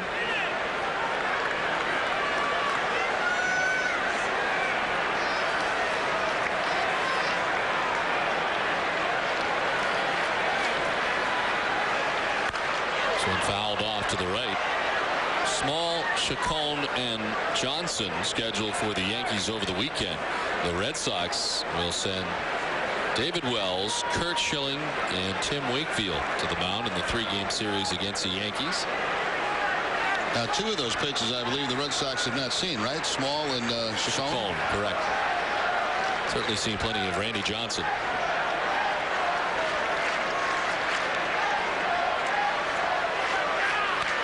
To the backstop, still 1-2 to Renteria. Had been 3-0 New York on top. They're in the 6th, and it's now 3-2. So Tampa Bay has gotten a couple of runs back. Randy Johnson still in the game for the Yankees. Tampa Bay has played very well this year against the Yankees. Yeah, they're 9-4 against New York. They've been a real nemesis for New York. 2-2 to Renteria.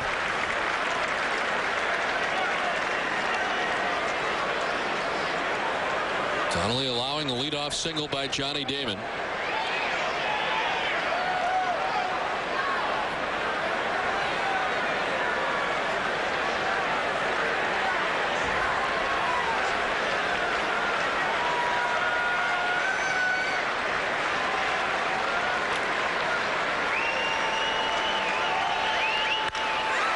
Center field in for a hit. Renteria, a solid single on the 2-2 pitch. And the first 2 have reached for Boston here in the bottom of the 7th.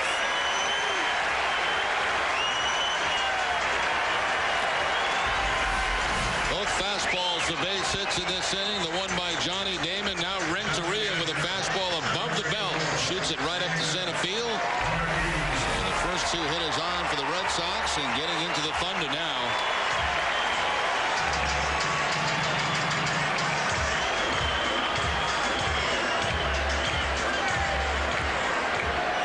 First and second, nobody out. David Ortiz. Single to left in the first, grounded into a double play in the 3rd, walked in the 5th. 0 for 3 in his career against Brendan Donnelly.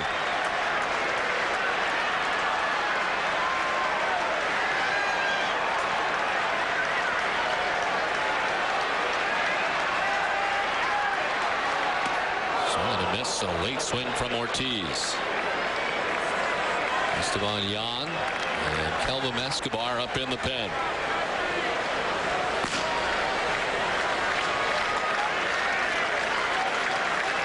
Damon at second, Renteria at first.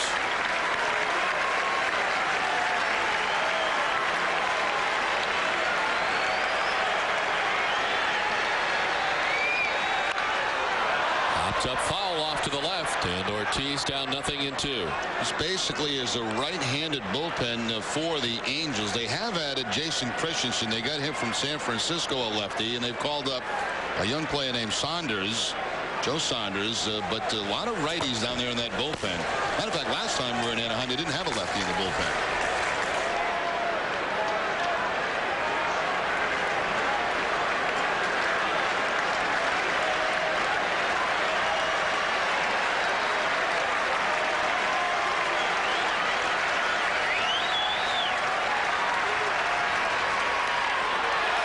This one gets away from Molina. Everybody will move up. Damon to third. Renteria to second. It's been a problem tonight for the Angels. And it's one that normally you would think that Molina would trying to just go down and block. It looked like he tried to catch it, and it gets right underneath the glove. Tries to backhand it, and right under the legs of the catcher and the umpire back to the backstop. And as a result, he is charged with a pass ball. So second and third now, nobody out.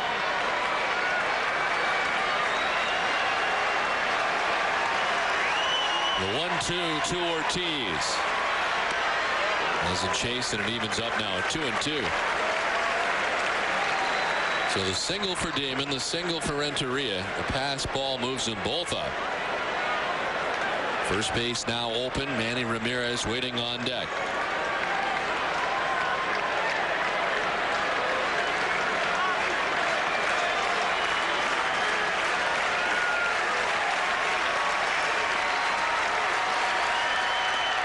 Ball three, a full count now.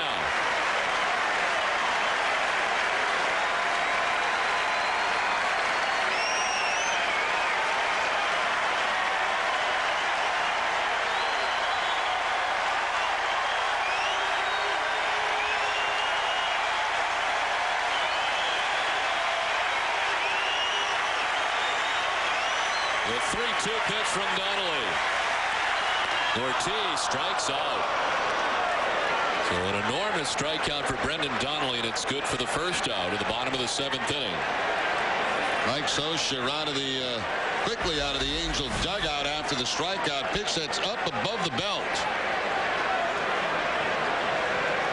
And of course, a lot of teams try to go upstairs on Ortiz with a couple of strikes. So Mike Scioscia will take the baseball from Donnelly and go to his bullpen once again, with the score tied at 2 and the Red Sox threatening here in the bottom of the seventh. Made 7 starts, had a 2-2 record, just activated today from the DL. Had an operation to shave down bone spur and remove a chip from his right elbow. That was back on June 29th. He spent 3 stints on the DL this season. Last career relief appearance came on May 15th of 2003. That was against Tampa Bay. Of course, he went back and forth as a member of the Toronto Blue Jays between the starting rotation and the bullpen, and certainly a lot of action as a reliever. 200 games in his career, doing 58 saves. And being used in that capacity here tonight. With 1 down, runners at second and third. Ramirez will be the batter. Well, the next 3 batters, Ramirez, Nixon, and Bill Miller combined have a .314 average lifetime against Kelvin Escobar. Tough spot to be in. Your first appearance off the DL. He has made rehab appearances, though, at the minor league level.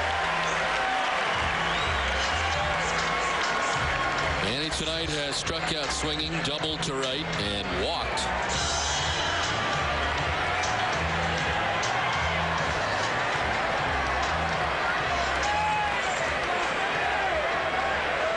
Damon at third base, Renteria at second base with 1 down.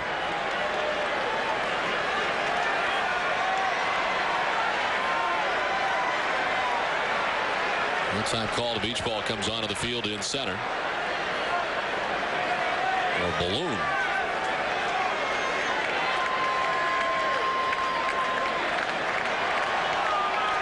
And against Escobar, .231 career hitter with a home run. He's walked 6 times. Second and third, 1 down.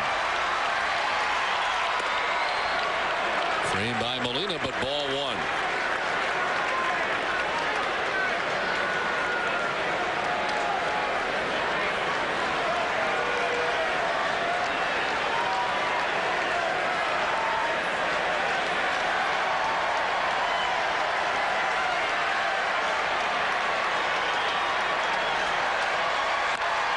Taps it foul, and this evens the count of 1-1. Reaching after that one.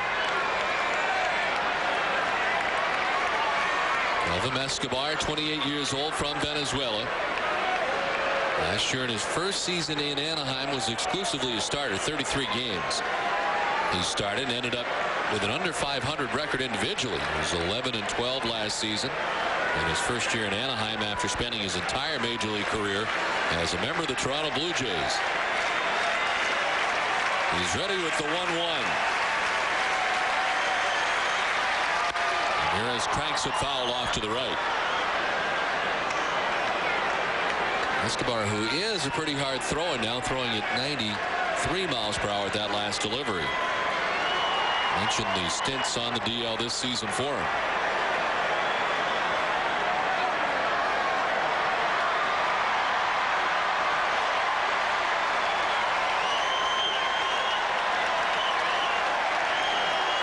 Two ball game, last of the 7th. Second and third, 1 down. Ramirez grounds it to third base. Quinlan picks it on the backhand. The throw to the plate is in time. They get Damon. Well, the play in front of him, Quinlan opts to come home with the throw, and they're able to get Damon for the second out. That's another huge out. Yeah, that's a heck of a play by Quinlan, too, because watch this throw. He's got to throw it over the shoulder of Johnny Damon. It's amazing he didn't hit him in the back. Red Sox playing contact with 1 out. But a nice backhanded scoop by Quinlan and an excellent throw right over the right shoulder of Johnny Damon. Quinlan just back from the disabled list himself. And tonight playing in his 53rd career game at third base. Well, the Red Sox had runners at second and third, nobody out. Ortiz struck out. Now Ramirez hitting into the fielder's choice. 2 down, first and third, and here's Trot Nixon.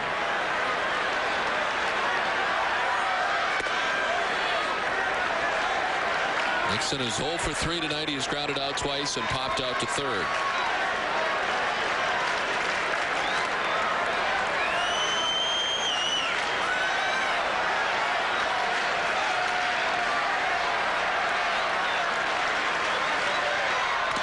Nixon fouling it off. The bullpen has been a problem for the Angels in the second half. The ERA 4.75 in 38 games since the All-Star break. And the Angels relievers are 4-10 with 10 blown saves in 23 chances since the All-Star break. And the Angels have suffered 4 losses when leading after 7 innings.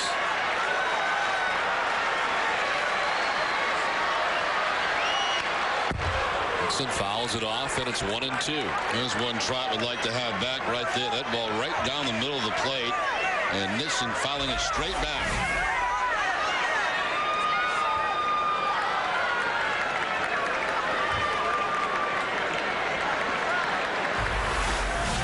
Venturia at third, Ramirez at first, 2 away.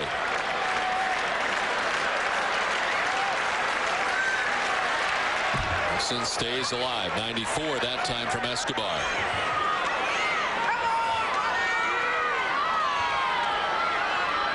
Well, he did get it right back, but with a little more velocity on it that time.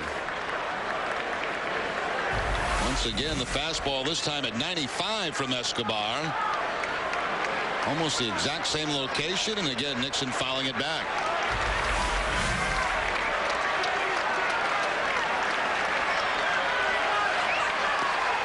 In the dirt, Nixon doesn't chase, and it evens up now at 2-2.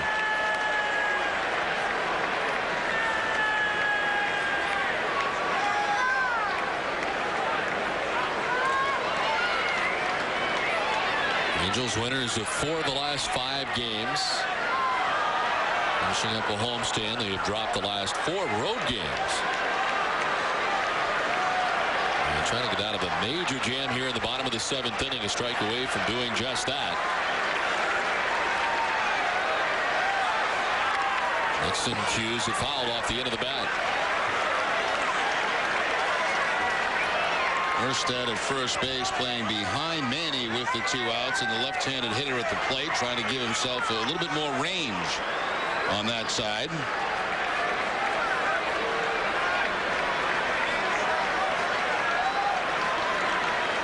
First and third, 2 down. 7th pitch of the at-bat for Trot Nixon. Fastball 3. Full count now to Nixon.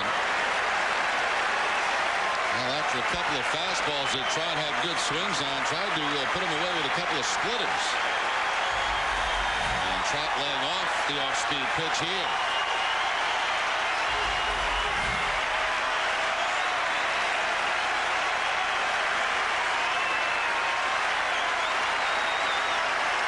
The payoff pitch to Nixon. Ball 4, walks in. This will load the bases. And it's the 5th walk of the night allowed by Angels pitchers.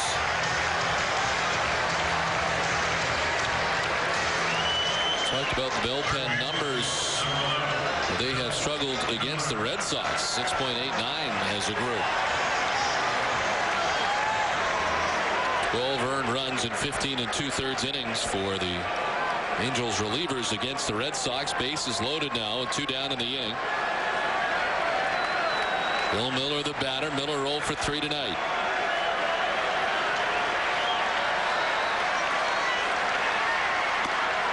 Miller takes strike 1. Bill this year has been extremely good with the bases loaded. 588. Extremely good, maybe an understatement. 10 for 17 with 18 RBIs.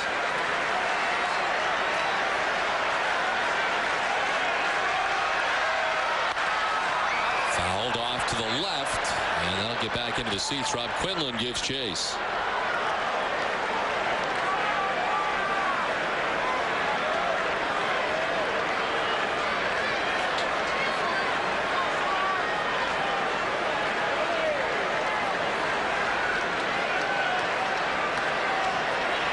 Renteria at third base, Ramirez at second, Nixon at first, 2 down in the bottom of the 7th.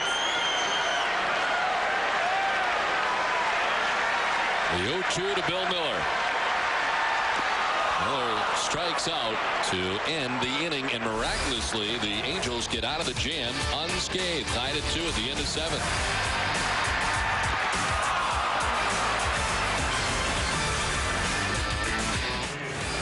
This game summary is brought to you by your local Lincoln Mercury dealers. Well, the Red Sox able to pick up their 2nd run tonight on a wild pitch. The Red Sox had a 2-0 lead at one point, but single runs back for the Angels. They're able to tie the game on a home run for Orlando Cabrera. His return to Fenway Park. Tied at 2. Red Sox had runners at 2nd and 3rd with nobody out, but could not score. Bill Miller struck out to end the inning. And we head to the top of the 8th. Still tied at 2, Orlando Cabrera leading it off. Then Garrett Anderson and Vladimir Guerrero. So the tough guys coming up here for the Angels. As Cabrera hit a home run his last time up, 1-4-3 in the game tonight. Now, Red Sox have had chances. I mean, the inning they got the 2 runs. They had the bases loaded with 1 out. And of course, 2nd and 3rd last inning with nobody out. Red Sox 0 for 9 with runners in scoring position tonight, and they have left 10 men on.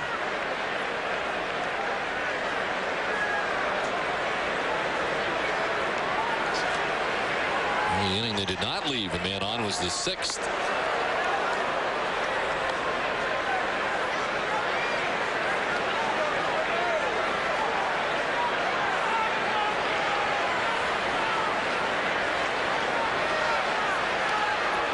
In the dirt, and it's a full count now.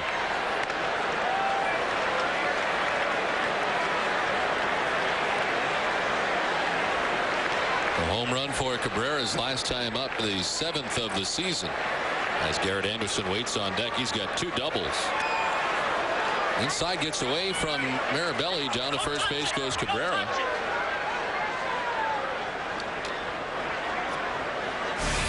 Red Sox baseball on NESN is brought to you by Sovereign Bank, the official bank of the Red Sox cable network. So a leadoff walk for Orlando Cabrera.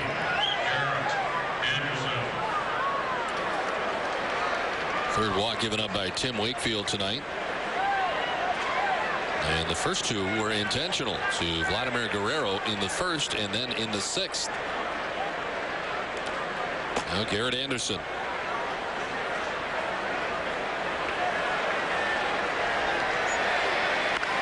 On the ground to first. Olerud trying to start. The second for 1.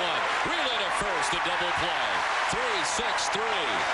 Olerud gets it started. And there's 2 down. Of course, John Olerud there holding the runner on first base. And that ball hit pretty well by Anderson, but right to his backhand. Quickly to second base. No chance for Cabrera to even try to break up the double play. And the big DP after the leadoff walk.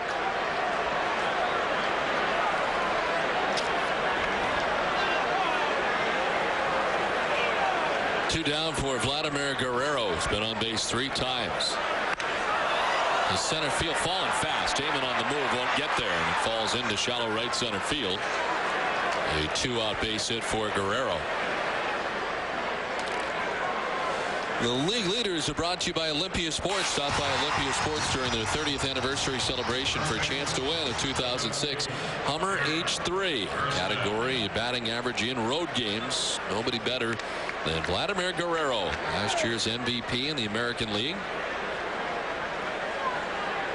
And Jason Varitek in the top 5. Well, you've got to keep an eye on Guerrero. He has 12 steals on the season, has only been caught 1 time. And he will get attention from Wakefield.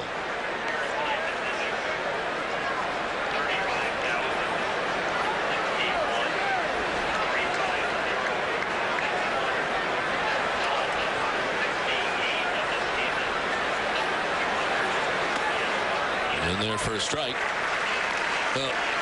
The Yankees tonight had a 3-0 lead. That is gone. Tampa Bay has tied the score at 3-3. Sacrifice fly for Jorge Cantu has tied the game at 3. And Randy Johnson is now out of the game. Tom Gordon in for the Yankees. So Tampa Bay continues to be a problem for the Yankees.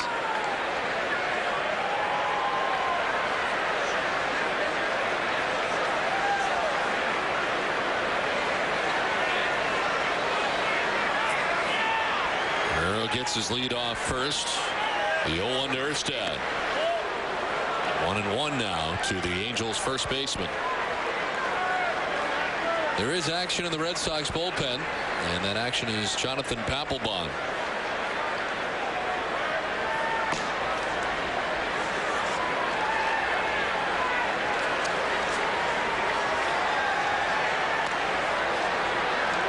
Next pitch will be the 100th of the night for Tim Wakefield. And 2 outs in the 8th. Guerrero at first base. And a throw over and almost threw it away. Olerud to the backhand and stepped to the home plate side of first.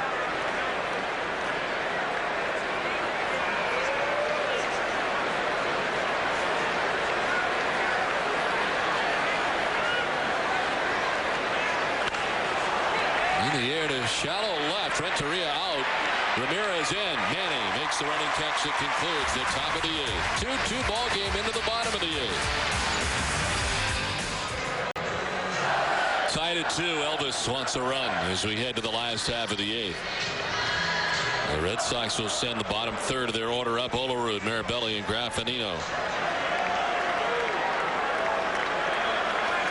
Olerud's been on base twice tonight. A single in the 2nd, an intentional walk in the 4th.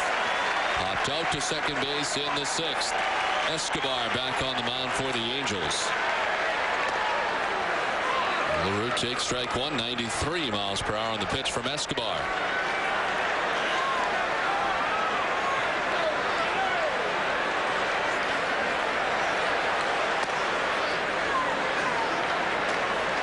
Olerud just 4 for 22 in his career against Escobar. He does have a home run.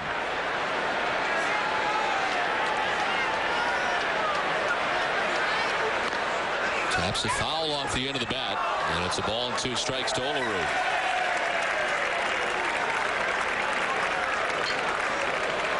Escobar coming on last inning and getting the Angels out of a major jam. Ramirez to ground into a fielder's choice. He did walk Trot Nixon before striking out Bill Miller to end the inning. On the ground, Kennedy to the backhand, picks himself up and throws out Olerud. And a nice play by the Angels second baseman for out number 1. Stay tuned after the game for WB Mason's Extra Innings and Granite City Electric's Extra Innings Extra. Tonight, Tony Graffinino will join Tom Caron and Gary DiSlacina in studio. Plus, they'll have highlights from around the majors, including Randy Johnson and the Yankees against the Devil Rays. Pedro's on the mound for the Mets in Atlanta. Join TC and Gary after the game. 1 down for Doug Mirabelli. He's fly to center field, fly to right, pop to short. Everything's been in the air so far tonight.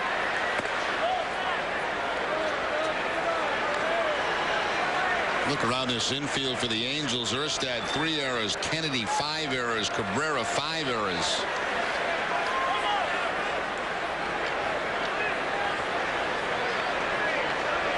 This is a very good Angels defense. Second best in the American League. Only Seattle has better defensive numbers.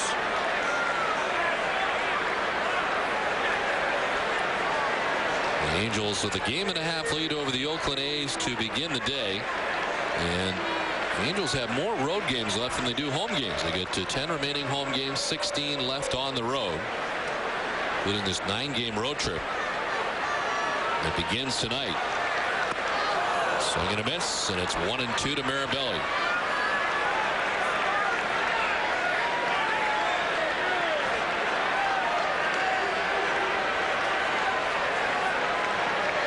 More road wins for the Angels, and the Red Sox have their 36-29 on the road. Red Sox 34-35. More home games for the Red Sox. Swing and a miss. Mirabelli strikes out. Let's go to Eric Fried. Eric. And let's take a look at the road ahead, brought to you by our New England Ford dealers. And on the mound tomorrow for the Angels, a guy who pitched very well out in Anaheim when these two teams met a couple of weeks ago, young Irvin Santana. He has been outstanding against teams above the 500 mark. His last 10 decisions, he's 6-4. His 4 losses have come against sub-500 teams. His 6 wins, check out this list. Oakland twice, the Yankees twice, and Minnesota.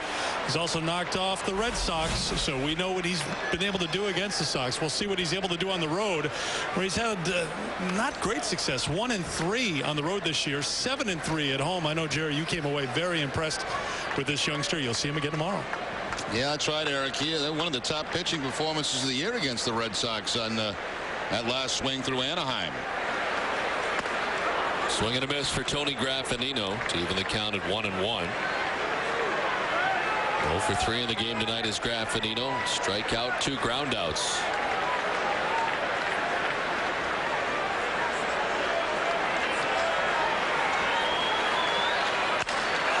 To left, and with Anderson playing back towards the warning track area, a 2-out single for Graffinino. The Red Sox have a base runner here in the 8th.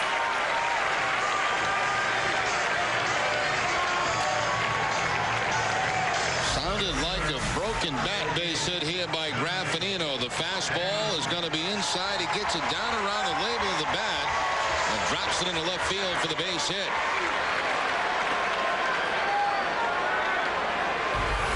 So 2 down. The Red Sox have a base runner here in the 8th, and Johnny Damon, the batter, he's had 3 hits tonight. Single to left and 2 to right.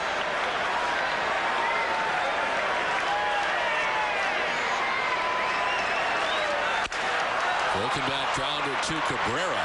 Throws to first, and it is just in time to get Damon to end the 8th. We have played a tied at 2. By Infinity and by Coors Light. Well, we head to the top half of the 9th inning, tied at 2, and Tim Wakefield returns to the mound for the Red Sox to pitch the 9th inning. He's at an even 100 pitches in his outing tonight. Angie Molina leading it off. He is 0 for 3 in the game. He's flied out to center, grounded out to third, and grounded into a fielder's choice. Wakefield falling behind 2-0, wanted that last pitch.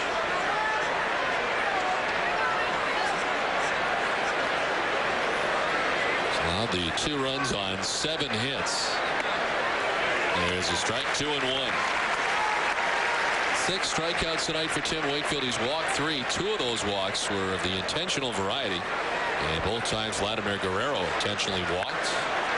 This is lined, a fair ball headed down towards the corner for Benji Molina. He does not run terribly well, but Molina will get to second easily with a leadoff double to begin things here in the 9th. That had to be way down in the corner for Molina to get that double. As you mentioned, Don does not run well, but will shoot it way down the left field line. Of course, Manny has a long way to go to get to this, and Molina does end up with a leadoff double. The pinch runner, Zach Sorensen, will pinch run.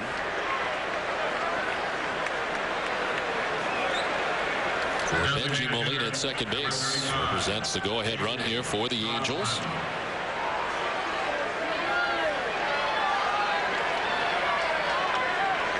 Casey Kochman will be the batter with nobody out here in the ninth.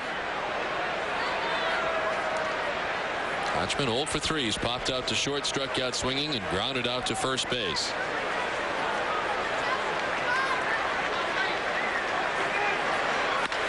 On the ground, Olerud diving, has it, and flips to Wakefield for the out. On to third base goes Sorensen, but right there, Olerud probably saving a run as he dove to his right to grab it. Quite possibly did. That ball gets by him. Maybe Graffinino can get to it and knock it down, possibly, but it's Olerud making the play and getting the out at first base. Nice jump by Kochman to reach out and pull that ball. That's what he wanted to do to advance the runner.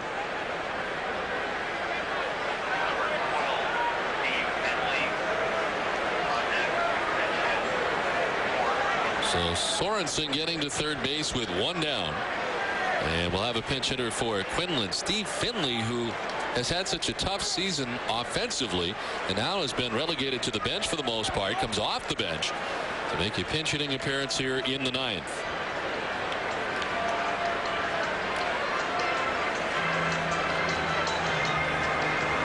Quinlan tonight, who he bats for, the third baseman, had been 0 for 3 in the game, 2 strikeouts and a ground out as Finley makes his way towards the plate.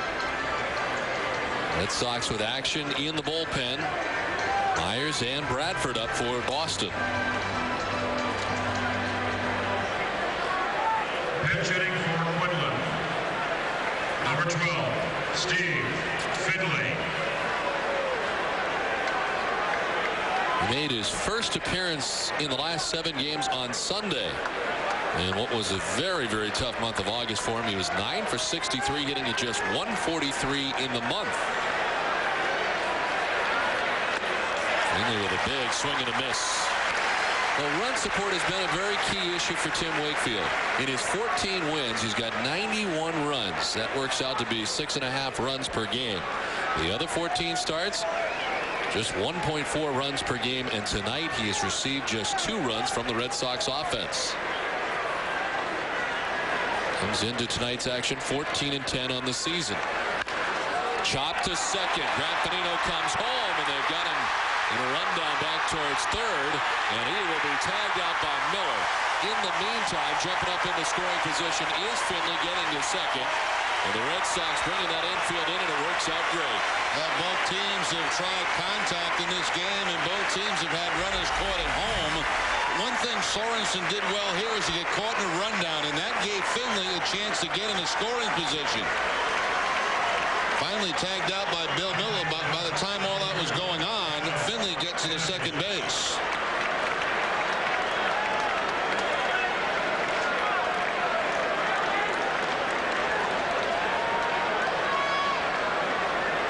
Very strange to see 2 runners thrown out at home plate on the contact play in 1 game. It's happened tonight. Damon and then Sorensen caught in that rundown. Here's Adam Kennedy, who takes the first pitch for a strike. Kennedy with a double. His last time up, 1 for 3 tonight.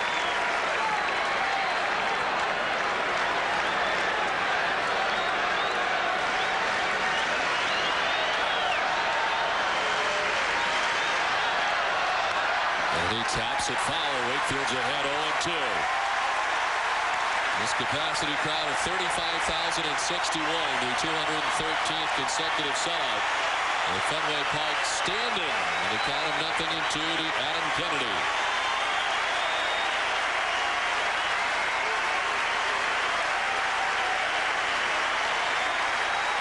The 110th pitch of the night for Tim Wakefield. And it's inside, 1-2.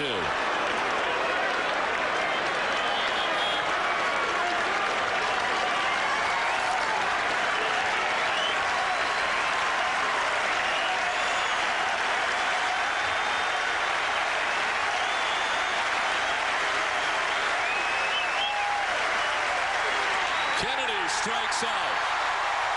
Wakefield gets him to end the top of the ninth. We head to the bottom of the ninth, tied at 2.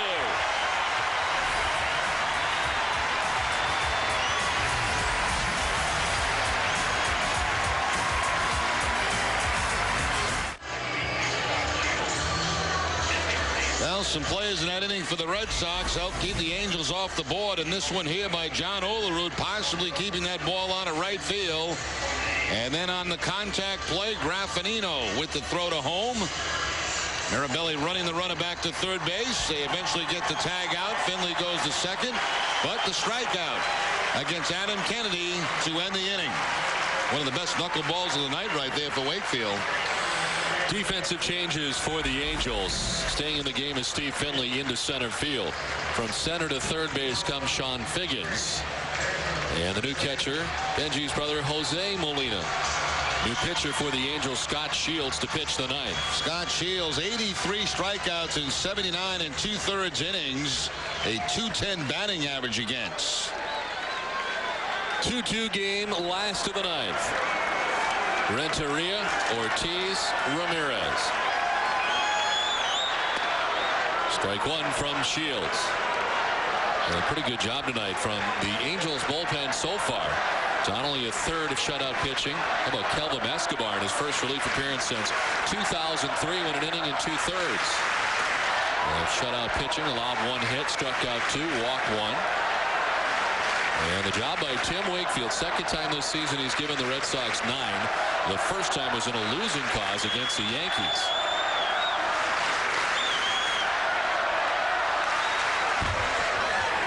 Renteria fouling it off.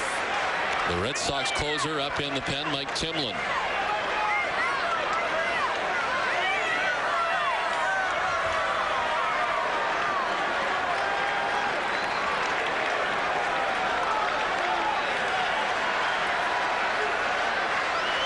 Renteria jolts it foul down the right field line.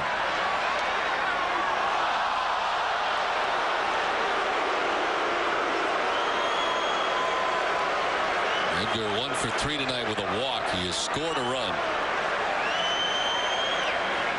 And a hit in his last at bat, a single to center.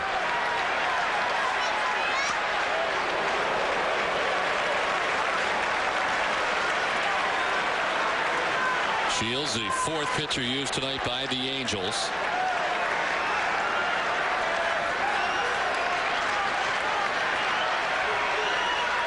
Renteria with a half-hearted swing goes around. It gets away briefly of Molina, who throws him out. And the strikeout for Scott Shields, first out of the bottom of the ninth. Well, Shields dropping down to the side a couple of times, once with the fastball, and this time goes to the breaking ball. Renteria can't hold up the swing. Nice block by Molina. They throw him out at first base. So one away, and here comes Big Papi.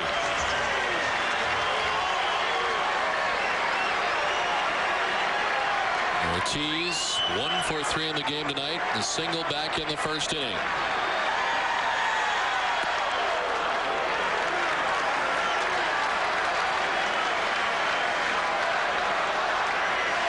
Scott Shields leading all American League relievers with 79 2/3 innings pitched.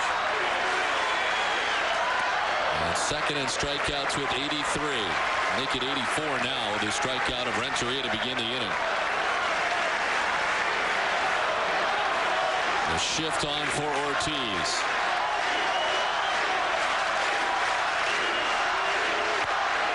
This year against the Red Sox, Shields has been now 5 games in 3 2/3, 5 earned runs allowed, an 0-2 record against the Red Sox. The Angels as a team are 47-19 in games in which he pitches. And he's in here with one down in the ninth. Green light, and Big Papi fouls it off to the left. 94 that time from Shields.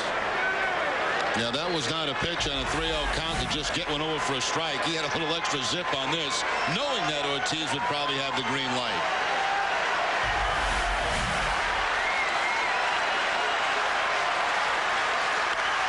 Fouled off to the left.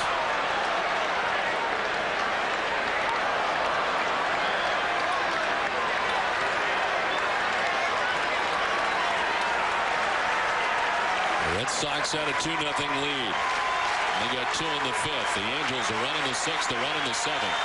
Tied at 2 in the bottom of the 9th. The payoff pitch. Big Papi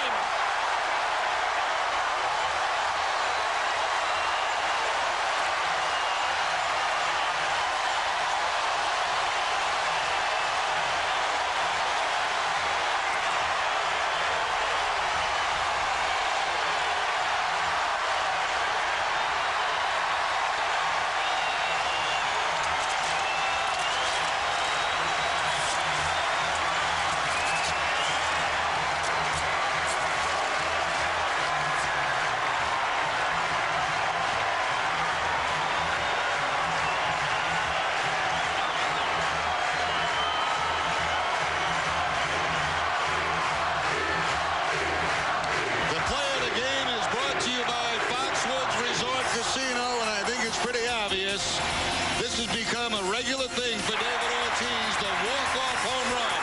A fastball just above the belt, game winner.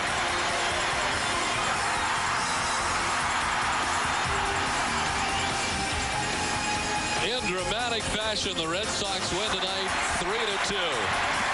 And a ball is probably still traveling off the bat of David Ortiz.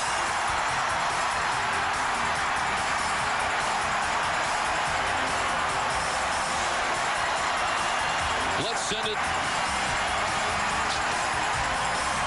Let's send it to Eric Freed. Eric. All right, Don, thanks very much. Here he is. Oh, I think we've seen this before. Home run against the Angels, game on the line. Maybe it didn't mean as much as last October, but tell me how that felt, Big Poppy. Feel good, man. We got to play to win. These people, they've been pitching great, you know. They've been doing really good against us, so whenever we get the chance, we just got to go for it. Shields is so tough. What did you get for the game-winning home run? Inside fastball. Yeah, you got all of it, I'd say. A little bit. Tell me about this team right now, in this week, because here you had the Chicago White Sox yesterday. You got the Angels this week, then the Yankees. How important is this stretch? Does this have kind of a playoff feel to it? Man, we've been so close to everybody, so we have to try to win some games. You know what? Wakefield, he pitched unbelievable tonight, so we got to give him some support. I know you've said all along over these last few weeks the hitters have been picking up the pitchers. The pitchers today, Wakefield, we've seen it a lot in the last couple of weeks. How important is that for those guys to go deep in the game? Great, man. I mean, Wakefield been doing all year round for us, so we got to come out and give some support. We're facing some good pitching, but, you know, the time will come for us to win some game, and you got to keep fighting. You probably don't know what happens in there, but what does it feel like when you finally get to home plate and you've got 24 guys ready to jump all over the top of you? I mean, you are Big Poppy. You can take. It's more than 24. That's right. There's a few more guys in this team now, but I mean, they beat you up pretty good in there. It hurt, yeah. Even you. I know. But it's a good pain. Very nice. Very good pain. Poppy, thanks for your time. David Ortiz does it again. A home run for Big Poppy.